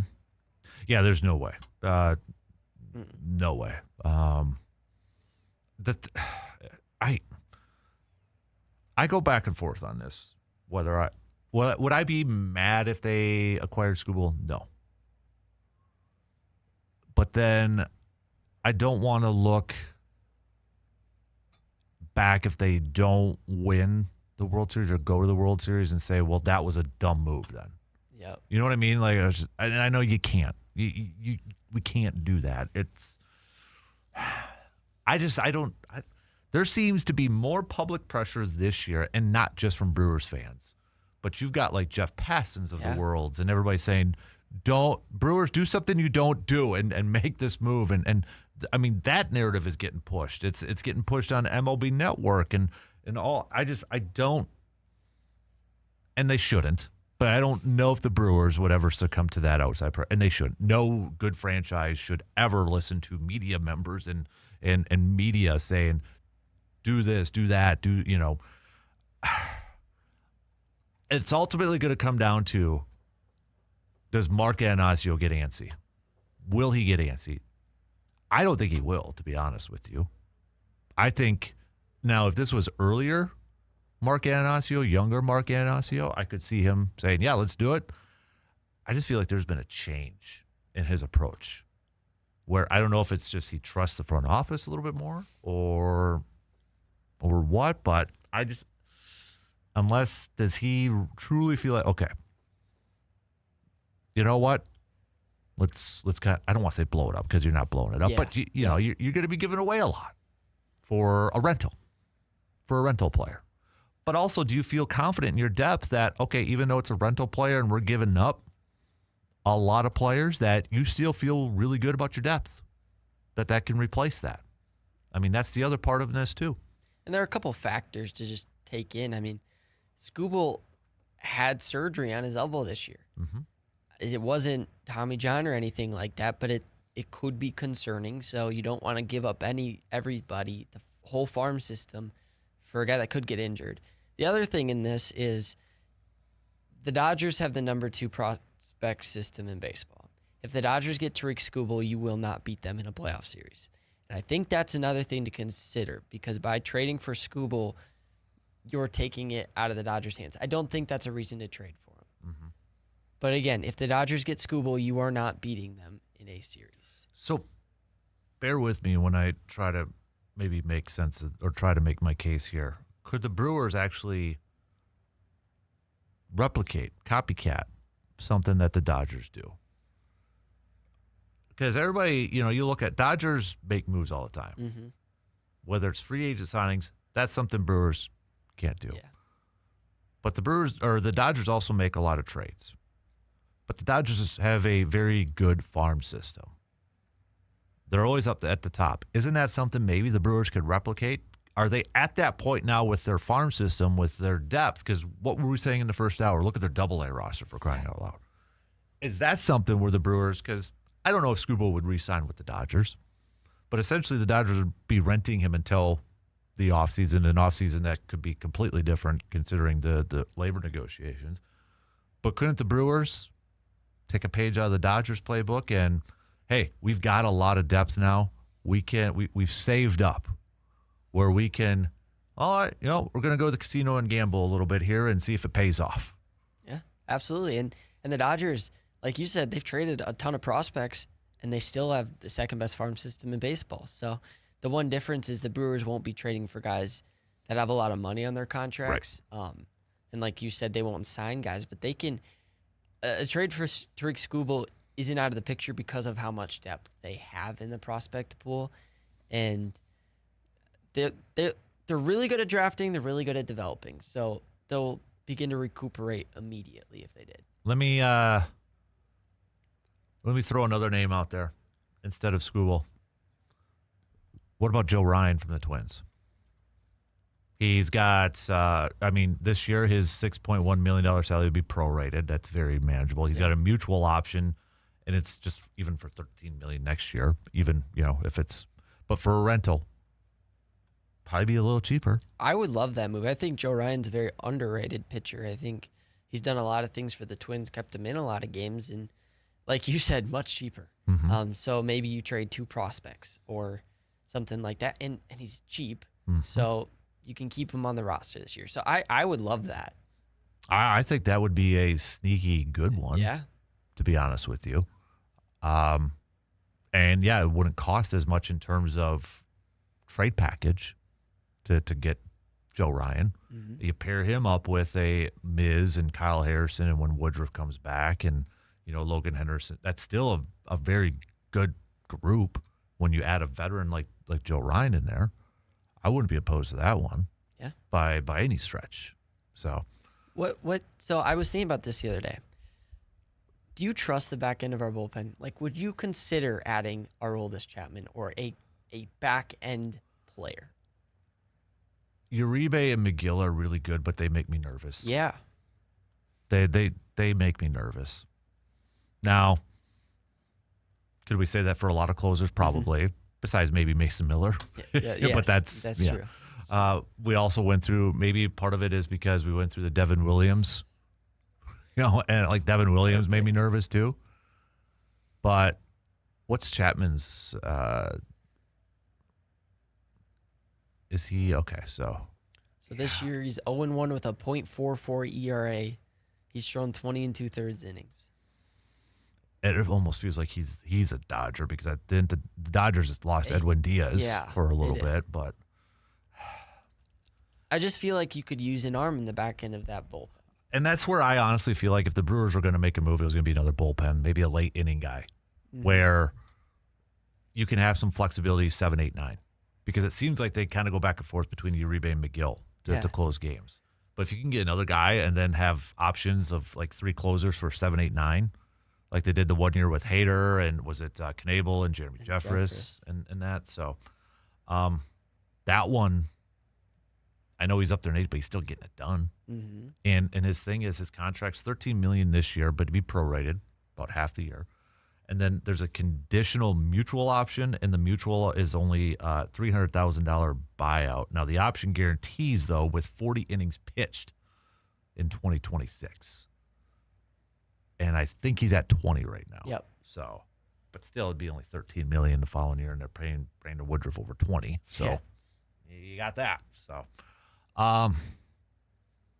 okay, let's say it's Skubal. Let's put this out. First of all, I don't know if Boston would ever want to trade with Milwaukee again. Yes, that's the other part. Okay, Skubal or Ryan and Chapman. Ryan and Chapman. Mm-hmm. I would. I'd rather have Ryan and Chapman. I think that for sure's up your top 3 in the postseason with Mizorowski, Harrison, and Ryan, and then your bullpen will be dominant. Mm-hmm. Yeah. I just. Well, and think about it. You're probably going to have to trade 3 prospects for Skubal. But high prospects. Yeah. But you're probably only going to have to trade 3 prospects for Ryan and Chapman because of their age and their abilities. Mm-hmm. I'd be up for that. Yeah, I think Ryan could be a sneaky good one. Mm-hmm. I like that one. If they're gonna make any moves, and we got till August for this, and that's like with the Skubal one, I think teams right now they're gonna wait and see how Skubal comes back, and I know he's already back in it, but how that elbow holds up. I wouldn't trade for him right now. Mm-mm. I want to see how he's doing. Is that something that he's going to be able to, continue to play with? Because it was like a new procedure too that was supposed to expedite recovery time too, which is kind of a rare thing. So that would make me a little bit nervous. So, but you're right. I mean, I see the image right there. If the Dodgers trade for Skubal, I mean, you're Ohtani and Yamamoto and Skubal and Snell and Glasnow. I mean, okay, that's not fair. Yeah, I don't know how you beat them in a 7-game series. But the Brewers could pull off a package too. That's the thing, it's not just the other teams can, like the Brewers can. Mm-hmm. But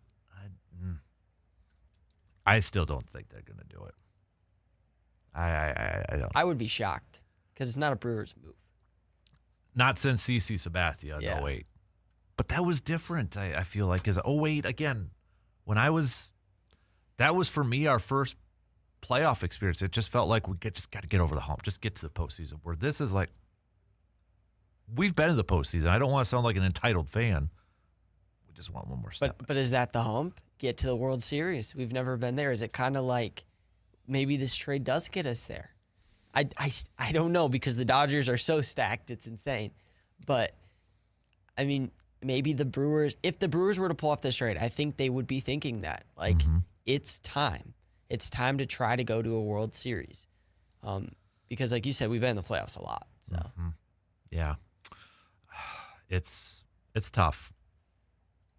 I'm glad I'm not the one making those decisions because I could never be a GM as much as I wanted to be as a kid. I'd be too much from the heart and too much of a reaction too. So, but when is Jared Koenig supposed to be back? He's in AAA right now on rehab. I think he's gotten a couple games in. He pitched when Pratt got called up. Saw that. Yeah. So he's actually got a few games in it looks like so far. So he would be another option towards the back end of the bullpen too. So that's true. All right, let's take a quick break. More baseball talk coming up after these quick words.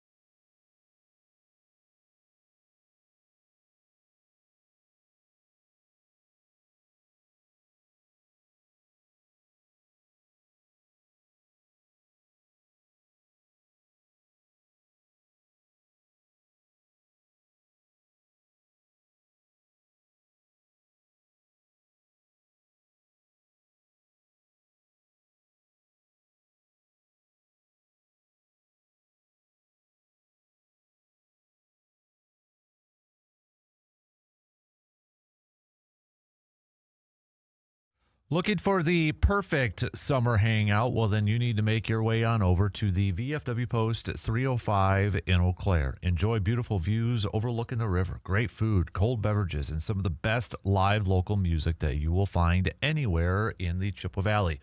Whether you're meeting some friends after work or spending a summer evening outdoors, the VFW Post 305 is the place to be. Great views, great music, great times. That's the VFW Post 305 in Eau Claire. Last call. We will have Jake coming up here in about 9 minutes or so to answer your outdoor-related questions. So please text those on over to 715-830-1912. This is from Jeremy. All the trade talk is with the Brewers is around pitching. I think they will add an arm. But I'm confused why there isn't any talk about adding another bat. Last year, the Dodgers, it wasn't. Last year, I'm trying to decipher this. Last year, the Dodgers, it wasn't the pitching that failed the Brewers, it was the bats. Any idea it was on the trade block for bats? I think that's part of why there's not a lot. I mean, if you look at third base options, if that's where you're specifically looking, there's not. Matt Chapman's not going to be the guy because, first of all, his contract is a little too much for the Brewers, but last year for third base, it was Suarez, right? The big hitting Diamondback went to the Mariners. Well, he's not doing well with the Reds at this point in time, but there really isn't a ton of bats at a position of need for the Brewers. Buxton's there, but we were just talking about him, and I don't think he'll be traded. You got shortstops, but they're not going to acquire a shortstop because of Cooper Pratt. Wilson Contreras is not coming over. So, I mean, that's not going to be a thing. Second basemen have been thrown out there. We don't need a second baseman.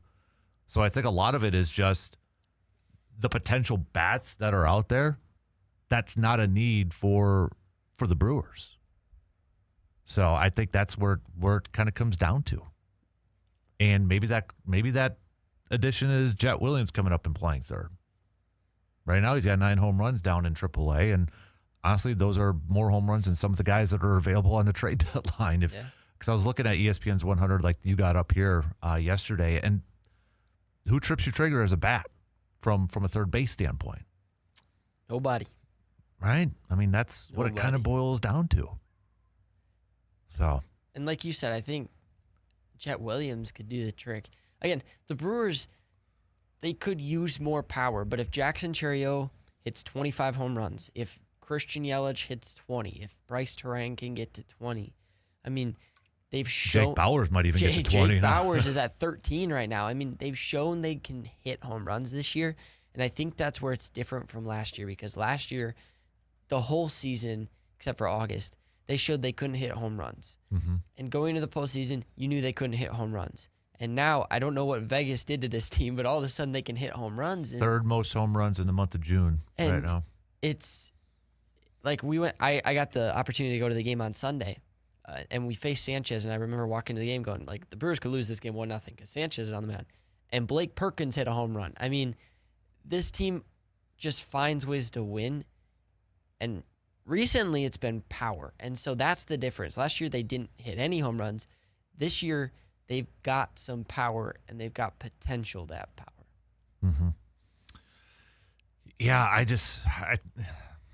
I think the bad part is there's just, again, who's there that would change it immediately. I know Willie Adames is being mentioned as potential, and I know Brewers fans would love to bring him back, and you could put him at third, but it's the contract again. I think it's the contract. So I know Matt Chapman is listed there, but again, that contract is not. He's got 4 years after 2026 at $100 million. Brewers ain't doing that. Nope. They're not doing that. It would have to be a rental at third base, and I just right now, based off the if we're using that 100 list on ESPN, there's not that guy that I would send a prospect for. So just quickly, if let's say Willie Adames was available, would you trade maybe 2 prospects if the Giants were to keep his money? If the Giants were to stomach that, I would. Because Willie, I think when he was in free agency for the Giants, he did mention he'd be willing to play third, and I don't know if that'd be something. Yeah. He obviously loves Milwaukee still, and Milwaukee fans still love him. So that'd be fun. now, when you say 2 prospects outside the top 30, sort of. Well, maybe one in the back end of the 30. Yeah, I mean, you're not trading Made Fisher, you're not trading Williams, but because if you are going to ask the Giants to pay, then you're going to have to up the ranking of the prospect. Yep. So and trade another one, add another one. Yeah. And then Chapman's got the full no trade clause. So I just think like if they could add Adames, that would make it so different because of his leadership. Mm-hmm. You would not have to worry about the whole chemistries talk. Yeah. About affecting it if it was Willy Adames coming back to the Brewers. Mm-hmm. That you would not have to worry about anything with that. What's the rest of his contract? Oh, geez. I forgot it was a 7-year deal that he signed. So he's like $31 million till 2031. Yeah, the Giants can't do that. No. Nope. Really quick, Mark H. says, we would gladly trade Joe Ryan if you take the Pohlads too. So, no, thank you. We'll pass on that. All right, we got to take a quick break, and we'll talk with Jake Bolks coming up after these quick words.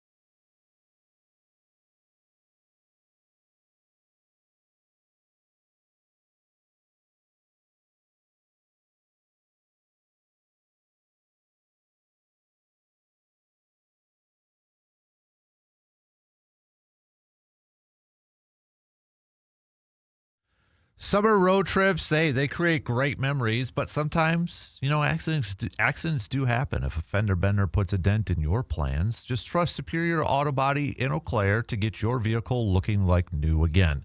Their experienced team provides quality collision repair and attention to detail that helps restore your vehicle and your peace of mind. When life bumps into your vehicle, count on Superior Auto Body in Eau Claire, our official Backyard Dreams partners. Back from up north with a little fishing excursion and such is our good friend, Mr. Jake Boakes, Wisconsin DNR warden. First of all, how was Canada before we get down to brass tacks here, man? It was good. I mean, it's always nice to get out there and do a little fishing. I will say that all those storms that hit here when I was gone hit up in Ontario.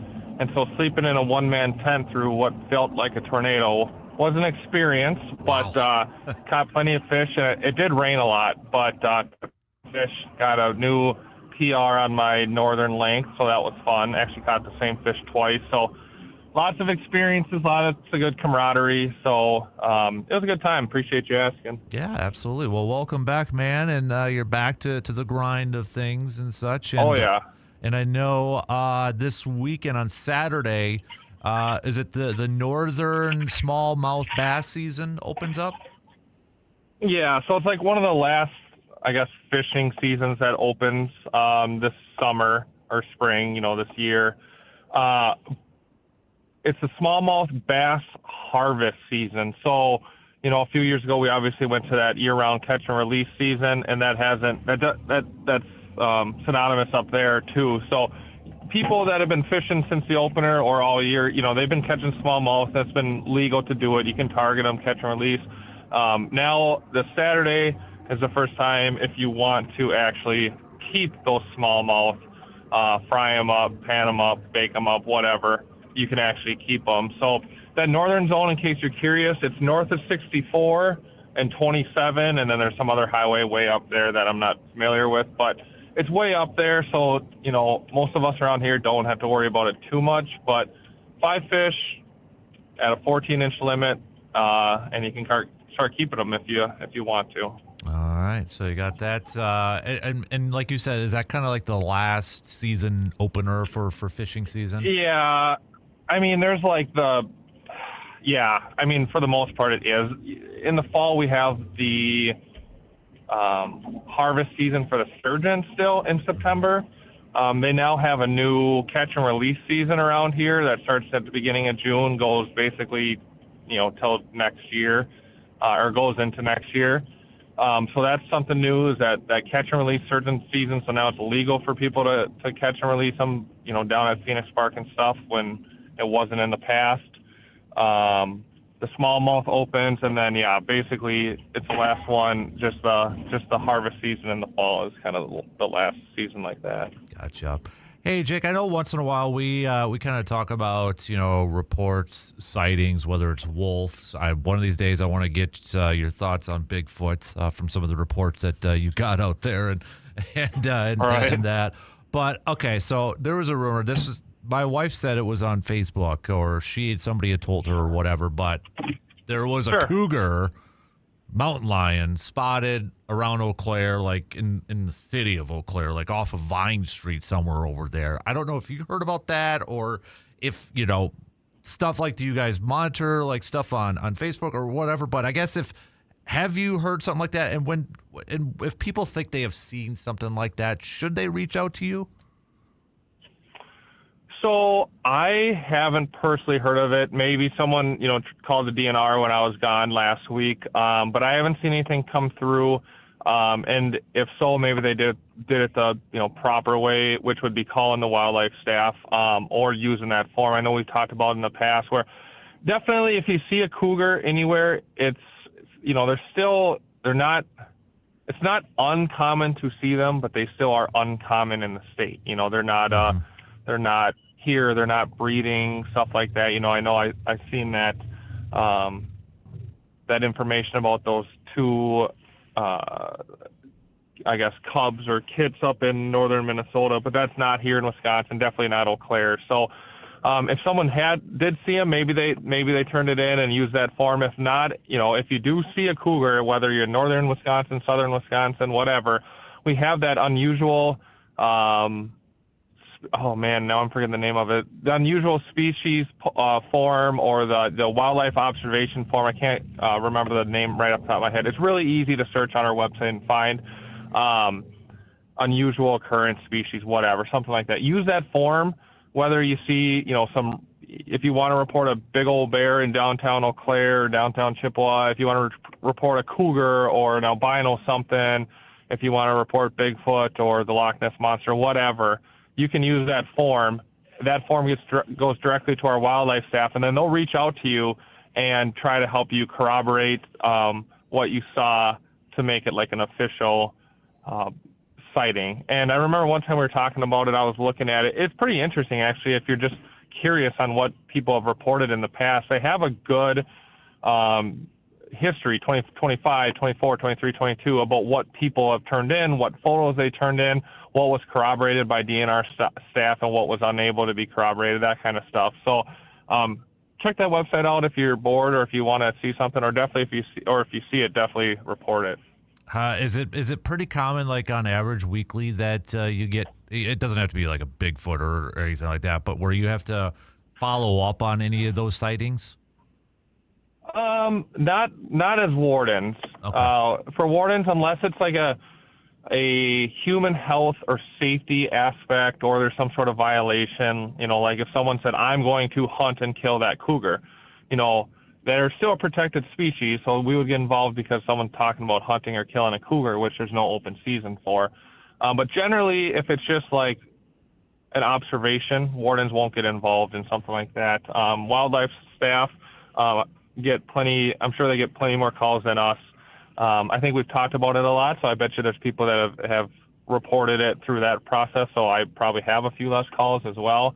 It seems like people in the Chippewa Valley are pretty dialed in on proper reporting procedures and who to call and when to call and stuff like that. So, Jake, I know, I'm sure I don't know if you have or not on Facebook, but this seems like the time of year, people are posting what they caught, right? Whether it's a sturgeon, I've seen people posting pictures of paddlefish, and then you've got people on Facebook commenting saying, you're not supposed to take them out of the water. You're not supposed to take pictures of them and such. You're breaking the rules, breaking the laws and that.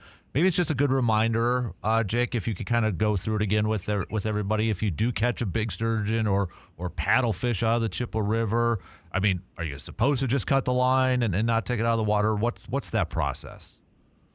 Yeah, no, that's a good point, a good comment with the new catch and release season here in town. I'm seeing a lot more posts on sturgeon, whether that's because people are going out and doing it more, or now they feel confident posting the pictures because there's an actual season. I don't know, but I'm seeing a lot more pictures.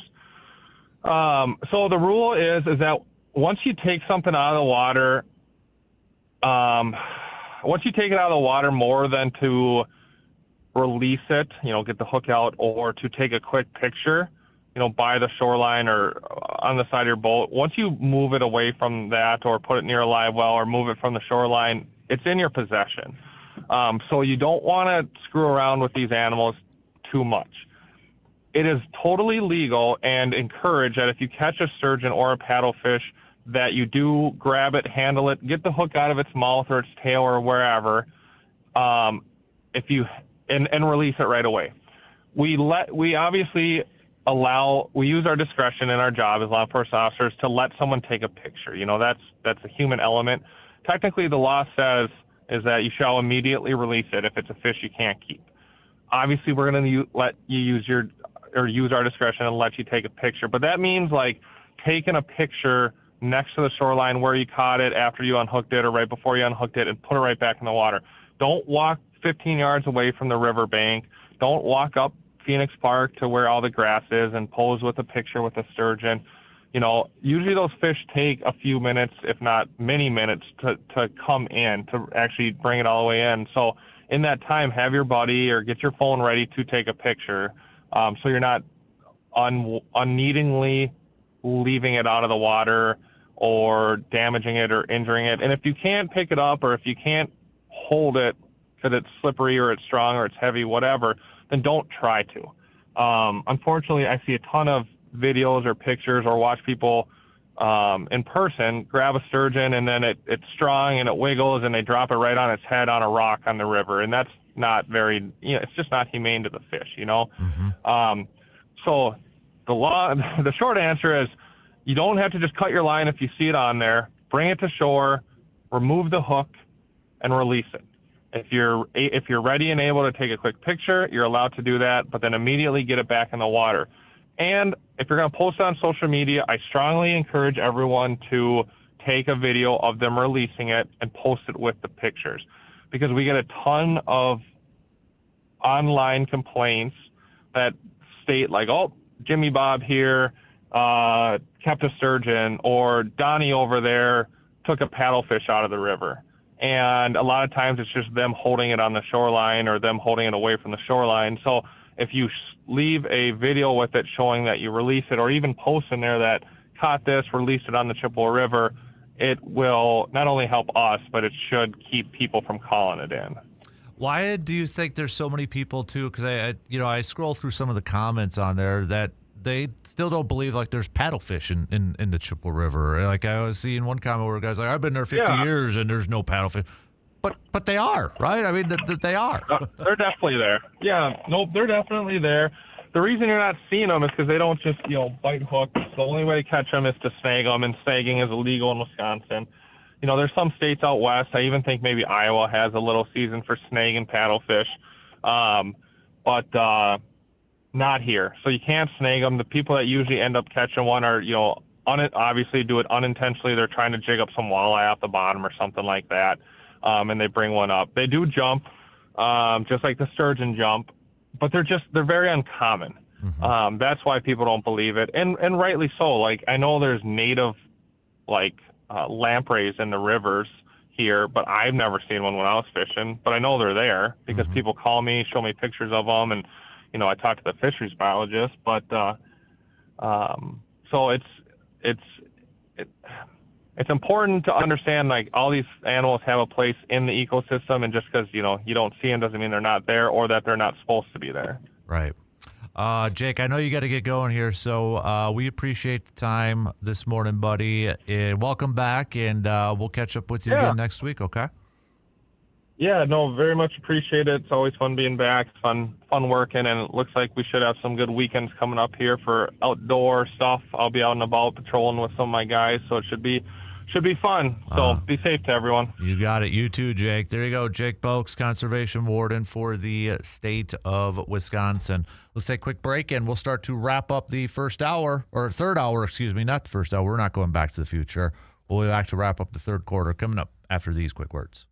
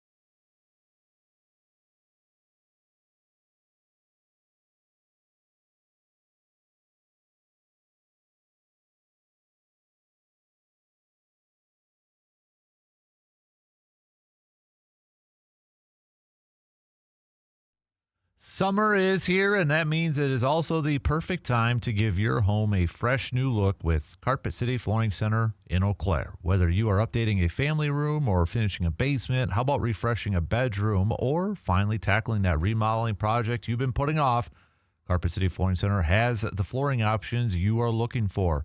From beautiful luxury vinyl planks to carpet, tile, and more, you'll find quality products and expert guidance every single step of the way. Their experienced team will help you find the right flooring to fit your style, your budget, and with professional installation available, your project can be completed quickly and correctly. Make this summer the summer you transform your home. Stop on into Carpet City Flooring Center in Eau Claire today and discover why so many area homeowners trust Carpet City Flooring Center for all their flooring needs. Carpet City Flooring Center, helping you love where you live.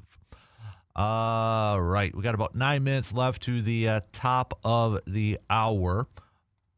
If you want to send us your 3 up, 3 down, or however, if you want to do a little stock reports, you can send those on your way here too, like whose stock is up and whose stock is down. But we'll talk some more hoops and baseball coming up in the next hour. If you want to make some U.S. Open picks, you can too. It is starting right now. It is started. In case you missed it, you can do that. So, CBS Sports has NBA offseason predictions, experts picks, landing spots for Giannis, LeBron, Kawhi, and more. 1 to the Heat. They got 4 experts. Okay, 2 to the Celtics and 1 to the Timberwolves. If there was if Giannis.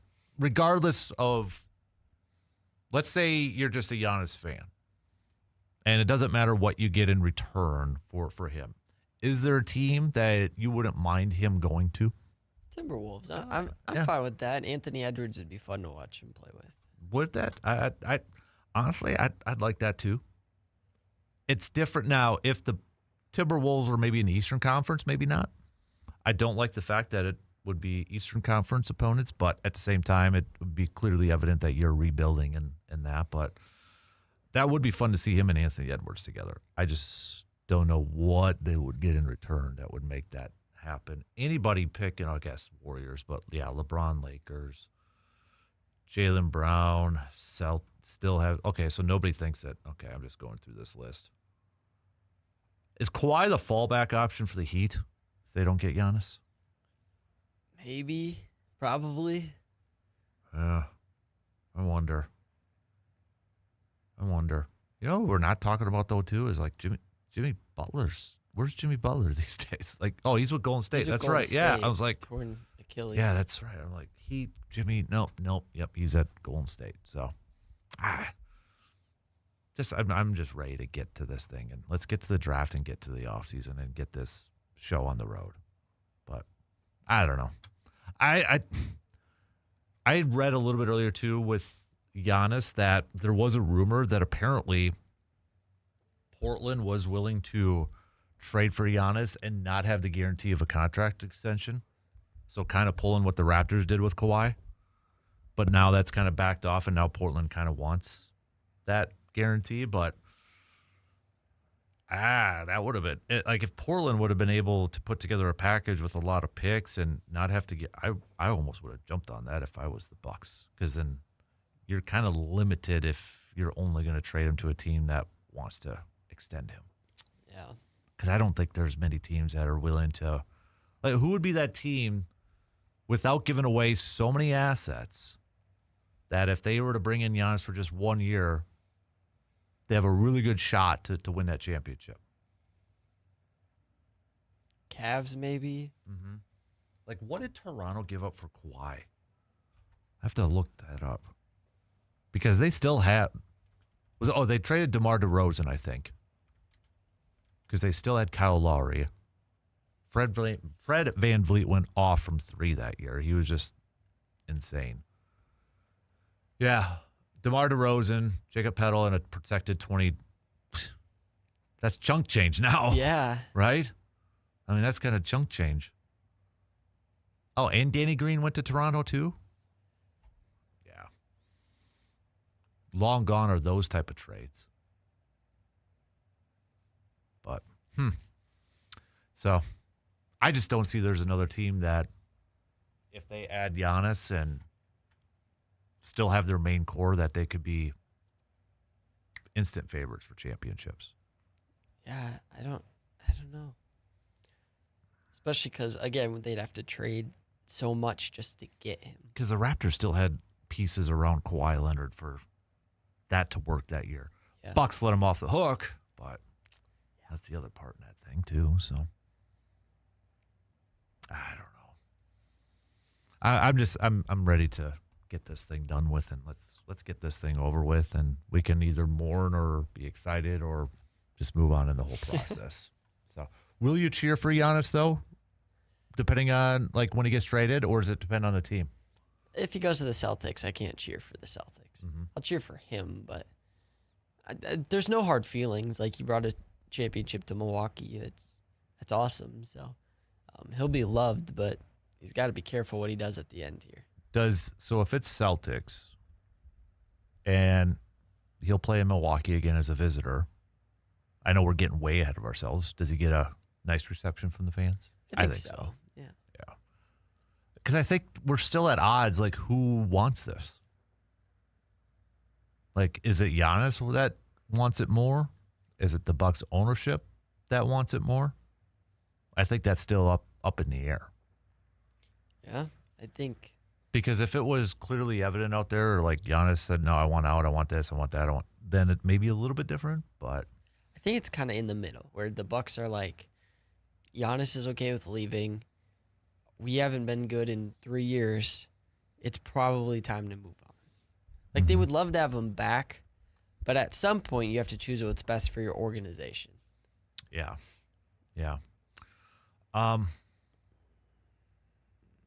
What is this here? Oh, I don't know if I can open it here. I thought I had another one. Oh, I'll have to check it out during the break here. So, but Jake Fisher, this was from late last night. Less than a week away from the draft, early May. Been regarded league-wide as the Bucks' self-imposed deadline to trade Giannis. There is a virtually universal sentiment shared by numerous front office as well as agents of players potentially involved in Giannis' deal. Everyone is more than ready for the saga to come to a merciful conclusion. And we know many of you are too. Alas, the possibility was raised Wednesday that we might not see a resolution by early next week. The topic of Giannis' future in Brewtown has been a roller coaster for more than a year and took another wild dip when a dear friend of the Stein line, Chris Haynes, said on SiriusXM's Deals and Dunks show that he's lost some confidence in the idea that Giannis could be dealt by Tuesday. From what I'm hearing, this can drag into free agency. This can drag on into July. I don't know. I feel like if it gets to that point, just keep him. Yeah, if it's in July, yes. Jake Fisher on the Orlando Magic? What's that? I really don't think they're a Giannis. Okay, so I don't know anymore. Whatever happens at this point. I'm at that point now. I won't be surprised either way. All right, shot clock's going to cut us off in 30 seconds. Let's talk some more baseball as we get set for a series sweep, potentially, for the Brewers in just a few hours before they head on over to the Atlanta Braves for a big 3-game weekend series. So got that on tap here too. So, yeah, we'll take a quick break. We got some news updates, and we'll be right back in just a couple minutes.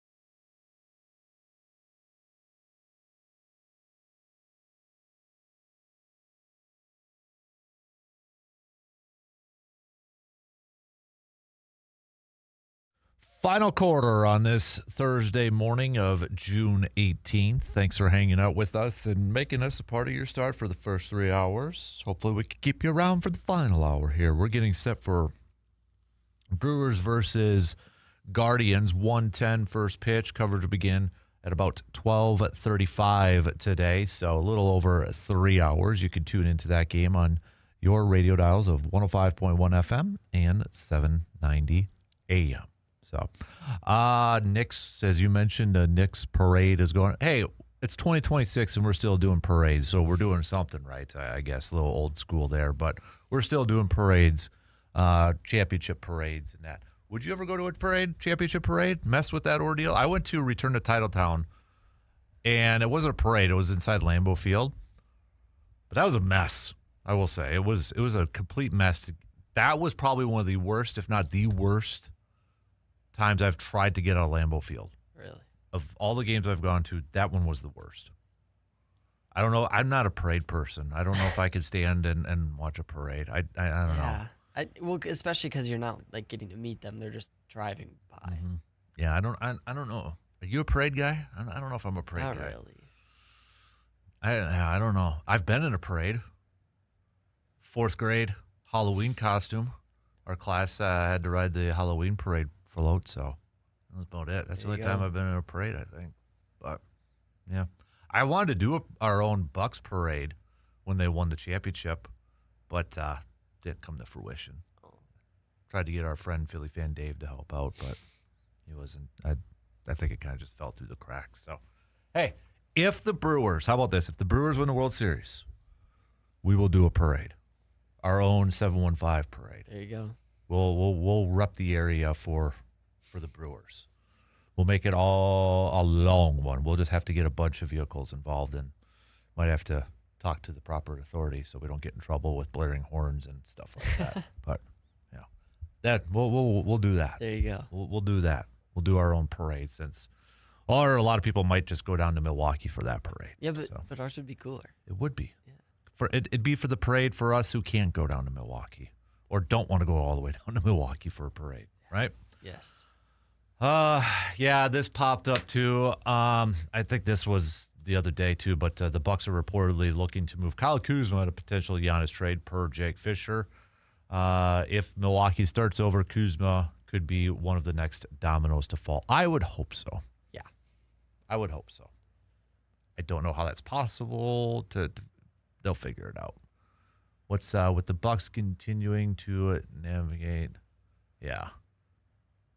A Bucks contingent, John Horst, Taylor Jenkins, and others visited. Nate's been mentioned, I think, since the beginning. Nate Amen. Mm-hmm. Yeah. Especially if you draft a 6'10" wing, that almost seems like the Giannis era is done. Yeah. You know what I mean? Like that. Yeah, that seems to be the replacement. So, Brewers wise, so Brewers looking for the sweep after last night's victory against the Guardians. Shane Drone is going to be on the mound. Today's been like trade talk day. We've talked Bucks and potential Brewers trades and that. Tariq is the guy that everybody's kind of targeting and such, but okay, is the biggest need another bat, or is the biggest need more pitching depth? Biggest need in terms of making a deep run in the postseason.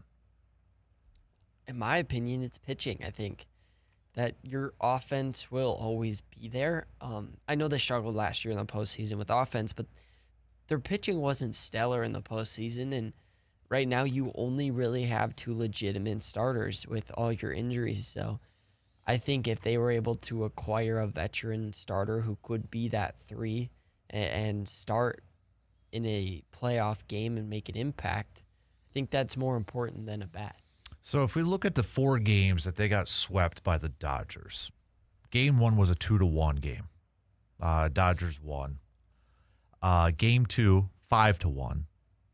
Game 3, 3-1. Game 4, 5-1.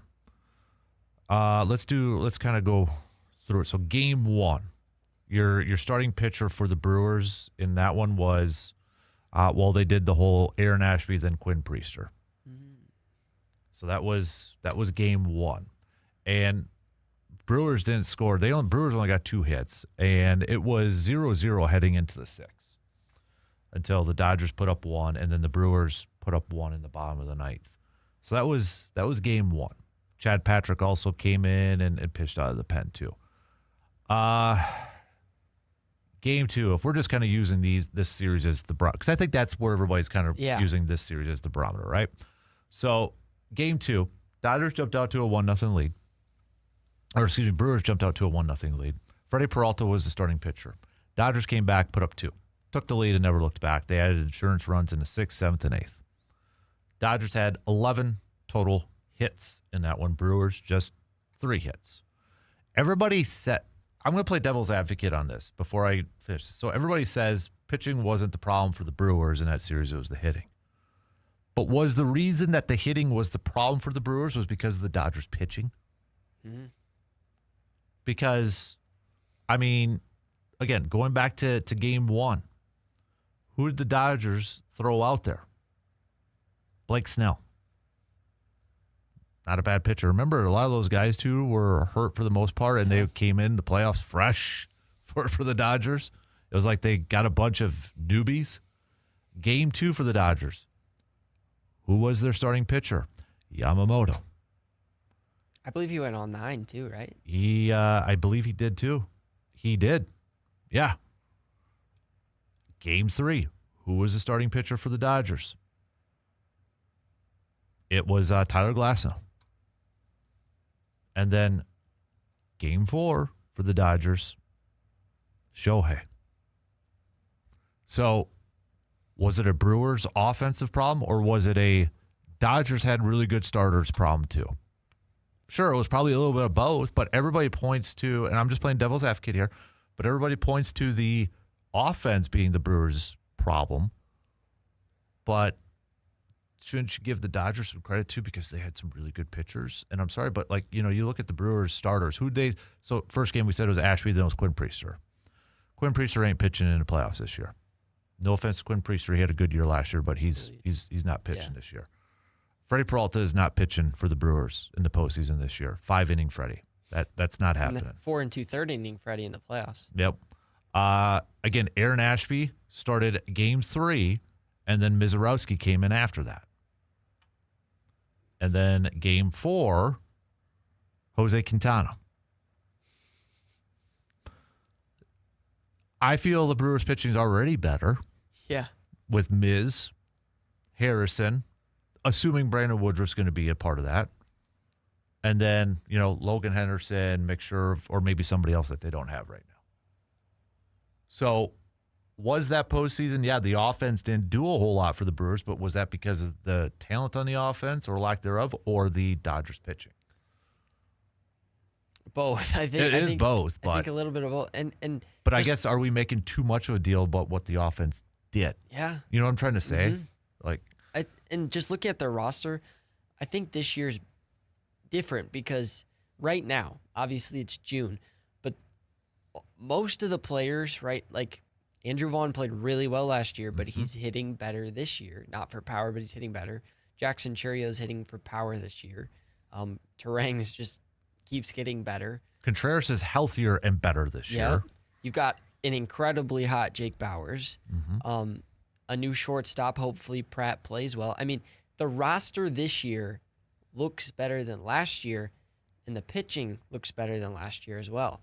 So you already seem like you stand a chance, but then the Dodgers also added players this offseason. So I still think the biggest need is pitching. But I guess they didn't hit well last postseason. So looking at this too,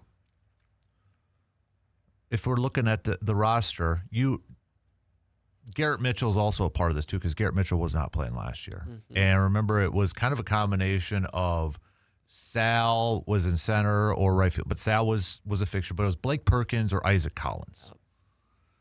And I will take Garrett Mitchell, even though he could be a little streaky, over a combination of Isaac Collins and Blake Perkins from an offensive standpoint. So I would take that. I think they've upgraded at catcher just because Contreras is healthy.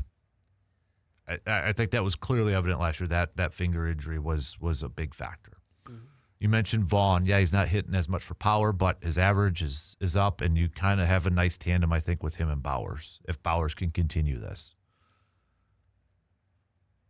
I guess what we're asking is this a better roster right now than what that team had heading into that Dodgers series?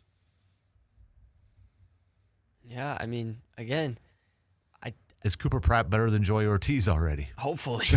I mean, he had 2-hit games, so yeah. But I almost look at it just like in terms of pitching. Mm-hmm. You're going to have Jacob Mizorowski likely throw game 1 and set the tone for you. And if it works starting wise. Yes, yep. And he pitches his best in big moments. Yes, in big games. He gets jacked up for it. He's going to throw 106 in a big game probably, but I mean, I think the pitching staff is better. I think the offense is better too. It's very comparable to last year. But a lot of baseball, right, the cliche is you got to stay healthy and get hot. The Brewers just were cold in that series. Mm-hmm. And this year is just going to be about getting hot and staying healthy. I think that's you hit on two of them, getting hot, staying healthy. Dodgers got healthy right at the right moment. The other part in it I do want to throw in there too is how much just beating the Cubs. Yeah. Kind of like not exhaust them, but maybe a little bit, but from a mentality standpoint. You know, you're going up against your division rival. It's Craig Counsell. It went the full 5. That was like, okay, you can take a deep breath. Well, no, you can't really because you got the Dodgers waiting in the wings. It happens. We see it in every sport when it comes to that. I don't know if that was part of it, but I get it. The offense was not good against the Dodgers. But I guess the question is, okay, you put one bat in that offense. Does it make the difference? I don't know if it does. Yeah. I don't know if it does. Okay, you put let's say Suarez from last year, who was the big name. Does that change it? I don't think it does. Nope. So, yeah.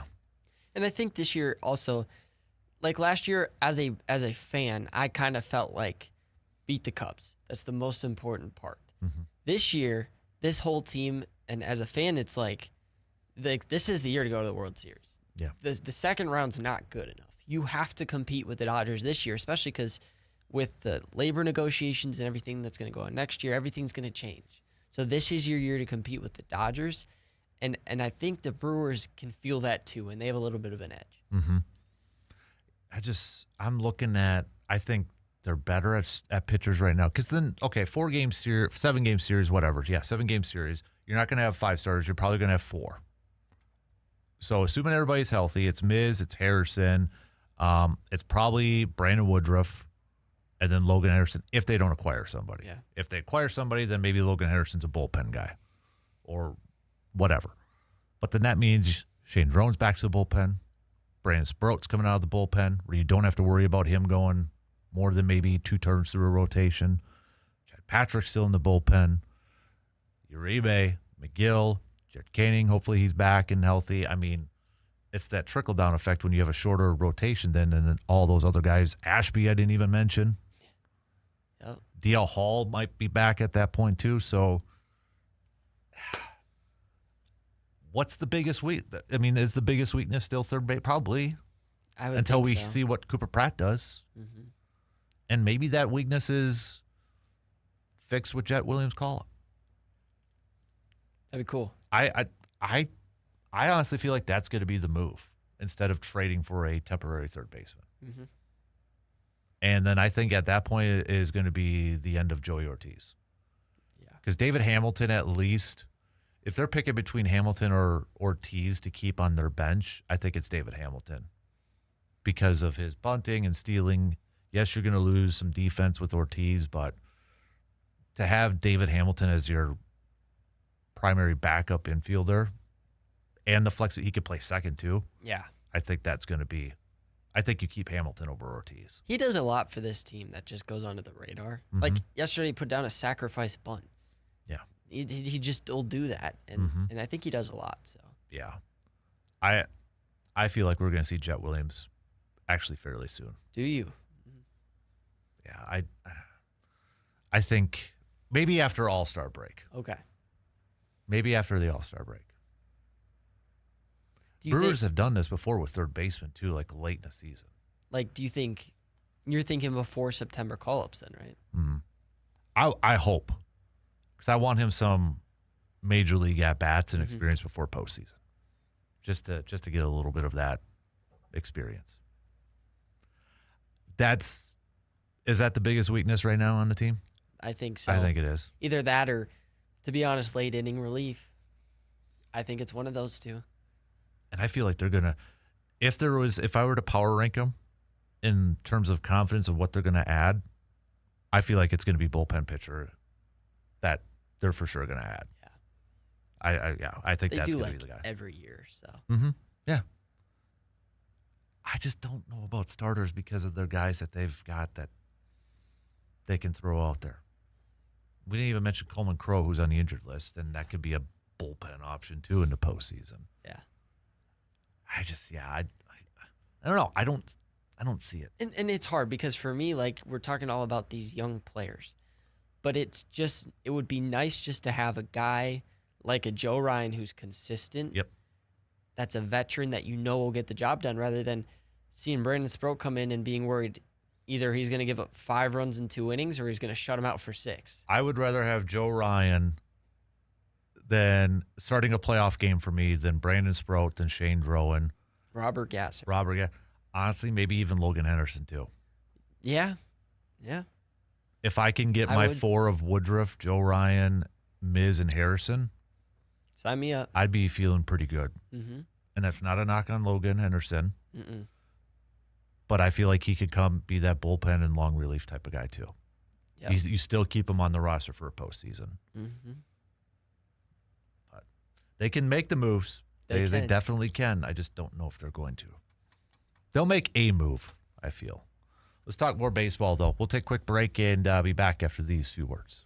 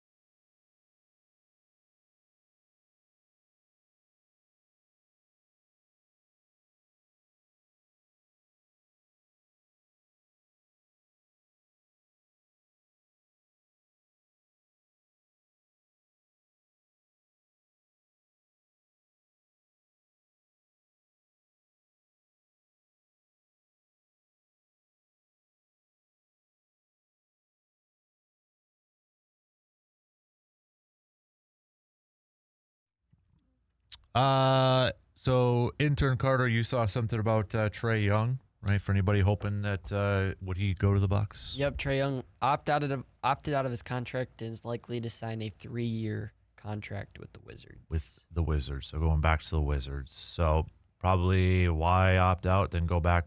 Well, longer term deal, and probably got a little bit more money on top of that too. So that's where that's at. So you can maybe close the door on that idea. So, but we got, by all accounts now, we got more summer to be talking about a potential Giannis trade. We all wanted more of that, right? Yeah, exactly. So, but Brewers wise, we'll be talking about trades for the Brewers here too. Here's the thing, I know some people are, like at trade deadline's not till August in the Brewers and such. I'd rather be having these discussions because it means your team's doing better. It's completely different than the Bucks right now, where they're like selling some teams and that. How much should chemistry matter though when it comes to the Brewers? When it comes to trading players, you don't want to do Josh Hader. Yeah. You can't do that again. Who would be the version of Josh Hader? Woody, Yelich. Those are big names. Yeah, that would surprise. Especially Woody. I think Brandon Woodruff's the kind of veteran leader that this team needs. Yep. It wouldn't be Taranga. Would it be Contreras? Well, Contreras maybe just because of his personality. I'm saying I don't think they would. Yeah. Like Jeff Securo isn't ready to come up in that. Don't be Salvatore because that will ruin my chemistry with this team. So don't do Sal. Do not. And that was a David Stearns move, and Matt Arnold was there. I think they learned a lot from that trade, from that lesson. Because I almost feel like it's got to be the guy that's with the expiring contract. It would have been almost like Freddie last year, I kind of feel. So I don't know who that person is. Might be a Garrett Mitchell if they do trade. Who knows? But I also feel way more confident in the clubhouse with the leader of Pat Murphy and the makeup of this team than maybe what we did. Hindsight's always 20/20. I get that, but you kind of look at it now and it's like, yeah, maybe that was one of the best moves in Brewers history with Craig Counsell leaving, or David Stearns leaving, or both leaving, just to get a new set of eyes and vision in there.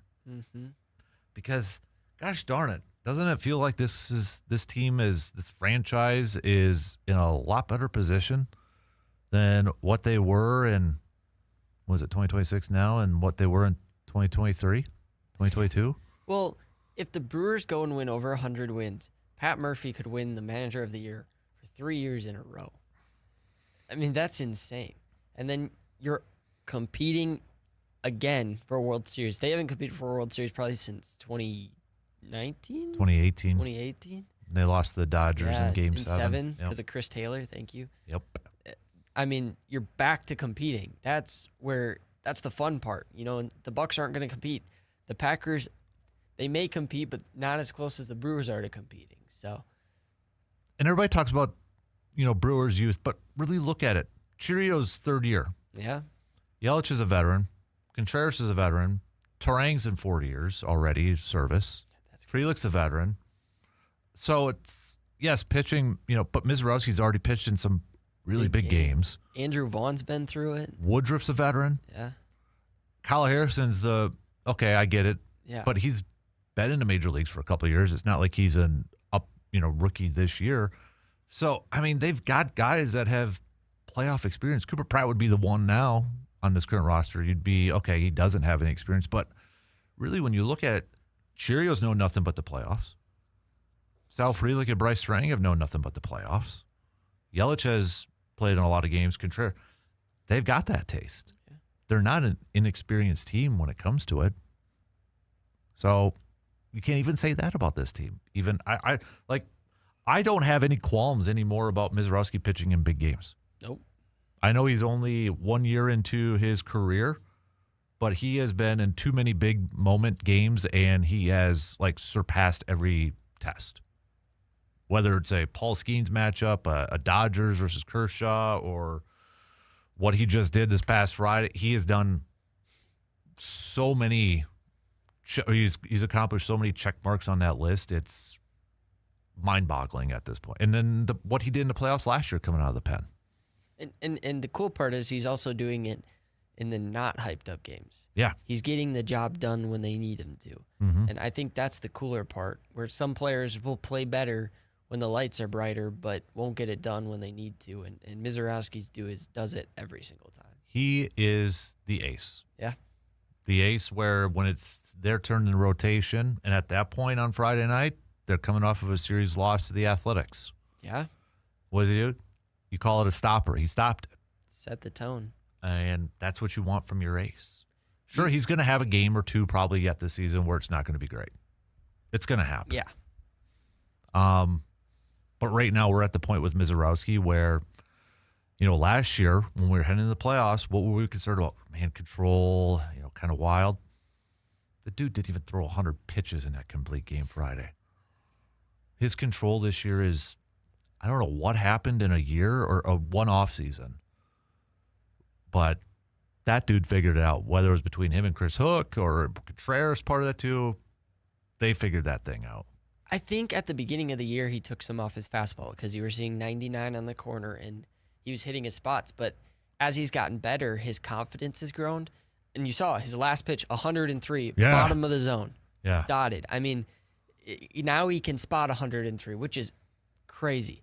But do you think that the Cy Young season of Corbin Burns was better, or what Miz is doing this year? Miz. I don't even need to look up Corbin Burns. I just think what Miz is doing, and just been more dominant. That's it. I mean, you're throwing 103 flipping miles per hour in the ninth inning. Not as a closer, as the starting pitcher still. 95th pitch. That's unreal.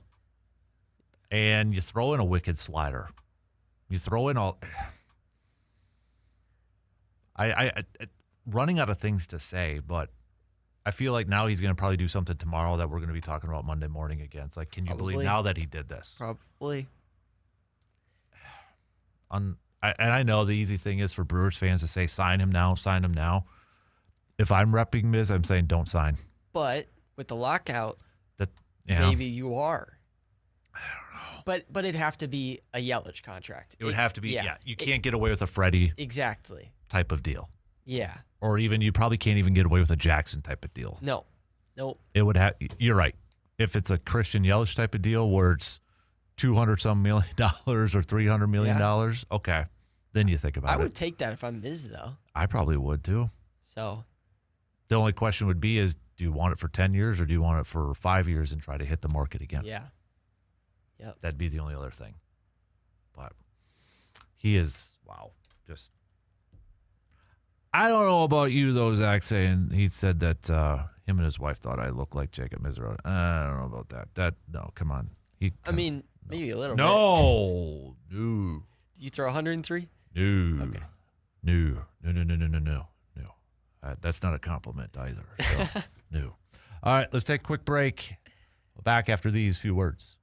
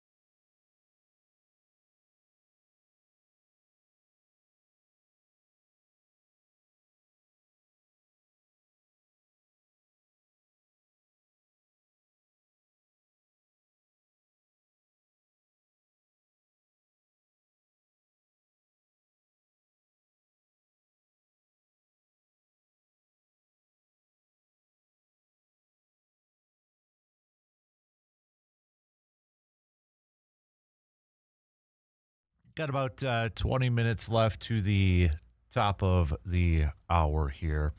Oh, okay. I thought we had another thing about Giannis, but never mind. Just pure speculation. So that's whatever. I think the longer this goes to, is just going to be more crap thrown out there. The longer this goes, the more talk, the more speculation, the more questioning, the more like insiders trying to dig up stuff in that. So it's going to get worse the longer it goes at this point. But not really anything Green Bay wise. So it's pretty quiet, which I'm okay with. Don't draft Sorsby in the supplemental draft. You don't want Sorsby? No. I don't want to deal with that drama. We got enough drama right now with Green Bay, kind of. Although that's been really quiet too with Josh Jacobs. Yeah, extremely quiet, which is good news. That's what I was wondering. Now, I don't know if there's like a legal expert that could be listening right now, and you could be anonymous. I'd really like to know, the longer this goes and the more quiet it is that good for Josh Jacobs or is that bad for Josh Jacobs? I would have to assume it's good. I would think it's good, but then I don't know if that means it's bad because they continue to build the case against. Maybe, but if they have enough evidence, wouldn't they have arrested him again? That's what I'm wondering, or like brought charges or something.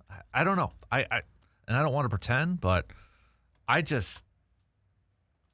it feels like it's going on for a while here that it almost seems like it bodes well for him. Mm-hmm.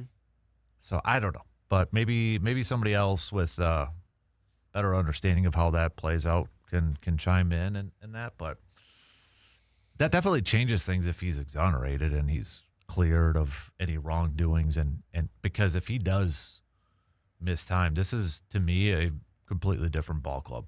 And my expectations go down for Green Bay. They do. And you hate to say one player, especially if it's a non-quarterback, but they do. Well, there's no legit backup. They have to find a backup. Yeah. Marshawn Lloyd's fine for a backup behind Josh Jacobs, but he's not the guy. But he's a backup, right? He's not a number one. Mm-hmm. There's no way a team's going to draft Sorsby in the supplemental draft. I think they will. He's a talented quarterback. He's talented, but you're going to give up a pick in a future draft for him? But if it's somebody like the Jets or the Browns or even the Cardinals, you're taking a swing on a guy that many scouts thought would be a number one draft, or not number one, but a first-round draft pick next year. And you're getting that high-end talent. Like, I personally wouldn't be opposed to the Packers giving a 7th or a 6th for him. I want to know for sure, though, would he face a suspension in the NFL? So that's what I'm trying to find out. It says, although Sorsby is entering the draft, that doesn't guarantee that he'll be selected. He admittedly gambled more than $90,000. Despite those red flags, the NFL is a forgiving league, and most teams will generally be willing to take a risk on a player if that player can help them win. Sorsby is talented, blah, blah, blah. After Sorsby gets talented, the next question is, will he face an NFL suspension? Why he might not. It is unprecedented, so it's hard to say what the NFL will do, but the league might have given us a hint with how it handled the Patriots receiver who was involved in a similar gambling scandal during his time at LSU, didn't end up getting suspended. Butte. So, okay, he was drafted by the Patriots at 23. 9 months later, announced that allegations against him. He was arrested for allegedly placing more than 8,900 wagers while in college, including at least 6 involving LSU. Like Sorsby, he bet on his team. He made a lot of bets, and he was underage when he made those bets. Although he was charged with the crime, the state of Louisiana ended up dropping the charges. After that, the NFL decided not to punish him. So, all right. Even if he's suspended, he's likely to start the year on the bench. So the suspension won't mean a lot this year. And so, again, I was listening to something yesterday, and one guy said that he thinks a team could give up a second-round pick for him. That, to me, would be ridiculous. But again, this is a quarterback. But this is a supplemental draft. Nobody's gone that high, has what? No, I think just or was Bosworth? Where was highest sup? Because Thompson was a 4th, I believe. The safety for the Cardinals. Yeah. So, Bertie Kosar was a first rounder, 85. Bosworth was first. Steve Walsh. Okay, so there has been, but as of late, draft has changed quite a bit over the years. Yeah.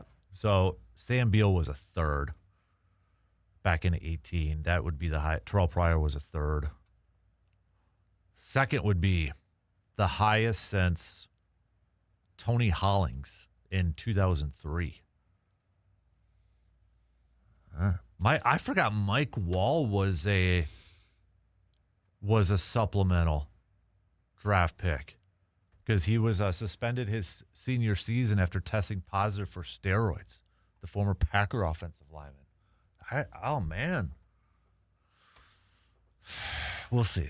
I in my opinion, I think Sorsby goes for at least a third or higher. I think somebody's going to take a chance on him, and it's a very low risk, high reward. I hope it's the move. Browns. I hope it's the Browns. They would have everything in that quarterback room. I hope it's them. I want it to be a team like that. Why not? Go back to you played ball in Cincinnati too, so you can go back to the state of Ohio. That's true. But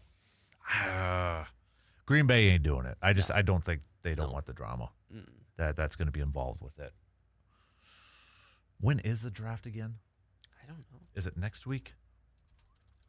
Well, he still has to get approved because he only That's right. applied on or before July 16th. Okay.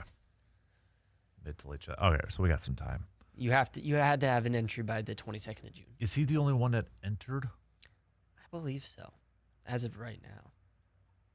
Okay. So essentially, if anybody doesn't know how it works, it's just kind of like a draft. It goes through the order. Teams will put in claims like whether they want to spend a future first round, a future second round, third, fourth, fifth, sixth. They'll go through it. Nobody put a claim in first round. Nobody claimed in second, et cetera, et cetera, et cetera. So, yeah, he's the only player this year. The only Hall of Famer was Chris Carter, round 4 of the supplemental draft. I'd say if he does, it's 5th or higher. 5th, 6th, or 7th. I really think so. I can't see a team doing a day 2 pick for him. I just, no. I can't. But it only takes one. It's an interesting story for sure. I'm with the whole betting thing, I'm just really curious how the NFL is going to approach this. Yep. And I think the NFL or the NCAA right now is like, phew. Yeah. Yep. Now it's the NFL's potential problem. Passing the buck. With the whole, betting and it would be collusion. I wouldn't be surprised if Roger Goodell's like saying nobody put a claim into him, so we don't have to deal with this. It wouldn't, those back channel communications. But at the same time, couldn't the NFL be like, well, he did it in college, so that's their problem? That's where, there's that, but then, the NFL did suspend Terrell Pryor for doing stuff in college. So it's unprecedented. Never had this before. Or no, we have, obviously. If he gets drafted and then he gets suspended, you know what's going to happen. It'll go to court again. It will. Or maybe they just say, depending on how long, if it's like a couple games, like he was going to miss originally, they may just say, okay, cool, whatever. Let's move on. But we'll see. We'll see how it plays out. All right, we got to take a break, and then we got picks to wrap up this Thursday morning. We'll be right back after these quick words.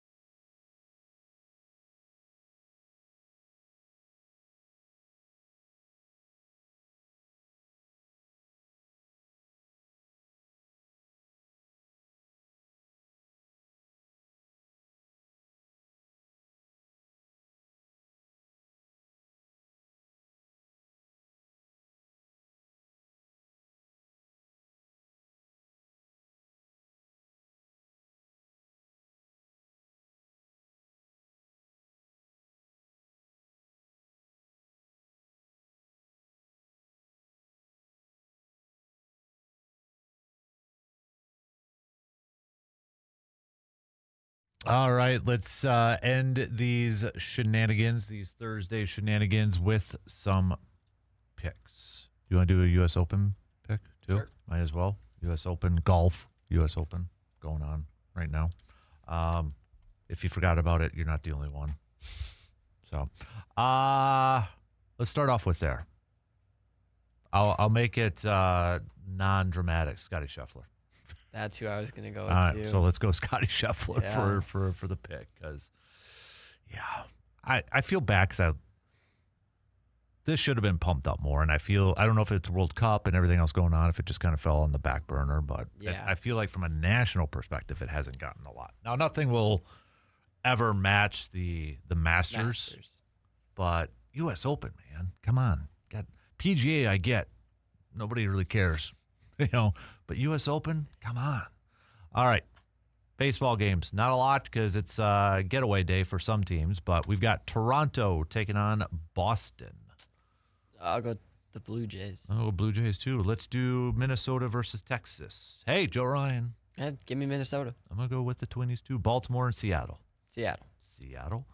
We got Mets and Phillies. I'll go Phillies. White Sox, Yankees.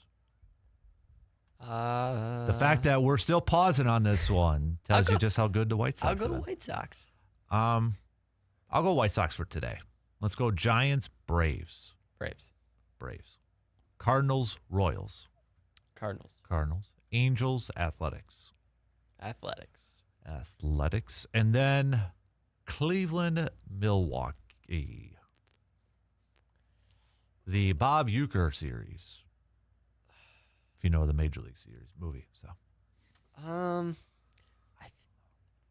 I think the Guardians are going to win. I'm going to go Guardians too. I mean, Parker hasn't been bad for Cleveland this year. When you look at it, he's 6-3. He's got a 2.68 ERA. I got a feeling it's going to be one of those lineups too for the Brewers where you get some off days. Although they did that Sunday against Sanchez and still won. Blake Perkins. So, yeah. But I'm going to go Cleveland getting the win today.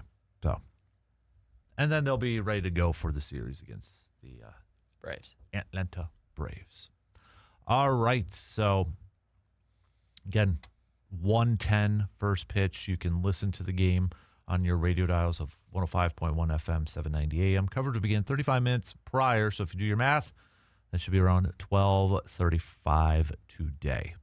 So another day, or I should say another morning, and really nothing yet on Giannis, and I don't think we'll get anything anytime soon unless somebody comes in and just really skyrockets their offer. But, man, it seems like this thing's going to drag on even more. Could you see a possibility where, okay, let's just use the Heat as the example. They don't get a deal done, but there's kind of like a wink, wink, nudge, nudge. Hey, but draft this guy at 13 because that's the guy we want. And then they keep talking and negotiating until July. Absolutely. I think if the Heat want something done, the Bucks will tell them who they would draft in that scenario. And the Heat can choose to draft him if they want Giannis or choose to go in a different direction. I also think, though, for the Heat, like, if they don't get Giannis, they could pivot to Kawhi and trade that pick. Mm-hmm. And so they got to kind of figure things out, too, here soon. Because, again, the draft Tuesday kind of came up quick. But, yeah, I think if they're going to get Giannis and they think a deal is close, the Bucks will just tell them who to draft. Yeah, I kind of feel there's going to be like the thing is, I think teams know what other teams are going to do when it comes to the draft, or they at least have a really good idea, more so than what we do, obviously. But I think, Heat probably have a really good idea who the Bucks would target at 13, and they might just still draft that person regardless if it was somebody they were going to draft, and just to kind of keep things going. So. And it's not, remember, they traded Dame. Portland traded Dame right before the season, preseason started and that. So, there is that possibility. But I think we keep saying the draft because this draft is, from all the experts, a very loaded draft. And that's why I think we're so hyper-focused on we want it done before the draft because we want those picks. Now, we could still get those picks. It's just we would not have our GM, the Bucs GM, would not have made those selections. Yeah. And I think the GM would like to make those picks, but like you said, maybe we shouldn't have the Bucs GM do it. Yeah, maybe we'll have somebody else make those picks. And now it would just have to be John Horst that'd be like, yeah, okay, that's a good player, and trust it to work out that way. I don't know. All right, Shot Clock's going to cut us off in about a minute. So tomorrow, Brandon Berg will be with us. We'll do some local sports roundup as state baseball. We'll wrap up today. I know we got like Rice Lake girls soccer at state, so we'll do that. The Express, they're on the road tonight, taking on Duluth, but they'll be back tomorrow at Carson Park against Duluth. And then this weekend, Father's Day weekend, they'll be taking on Wilmer. So if you want to take Dad to a ball game on Sunday, they'll be at Carson Park taking on the Wilmer Stingers. We'll chat with Dr. Crow tomorrow. I might ask him about that Tariq Skubal injury and the new procedure, and just kind of get his thoughts on that too. So, yeah. So we'll hopefully talk up or chat up with Dr. Crow, and then maybe we're talking about a series sweep, but we'll definitely be previewing this upcoming Brave series. Should be a fun one with Jacob Mizorowski slated to get the start tomorrow. Kyle Harrison's also going to get a start in this series. So hopefully it lives up to its billing, but hopefully it'll be a series where the Brewers can come away with at least a series win against perhaps baseball's best team. Have a good rest of your day. We'll be back at it tomorrow morning, 6 a.m. Talk to you then.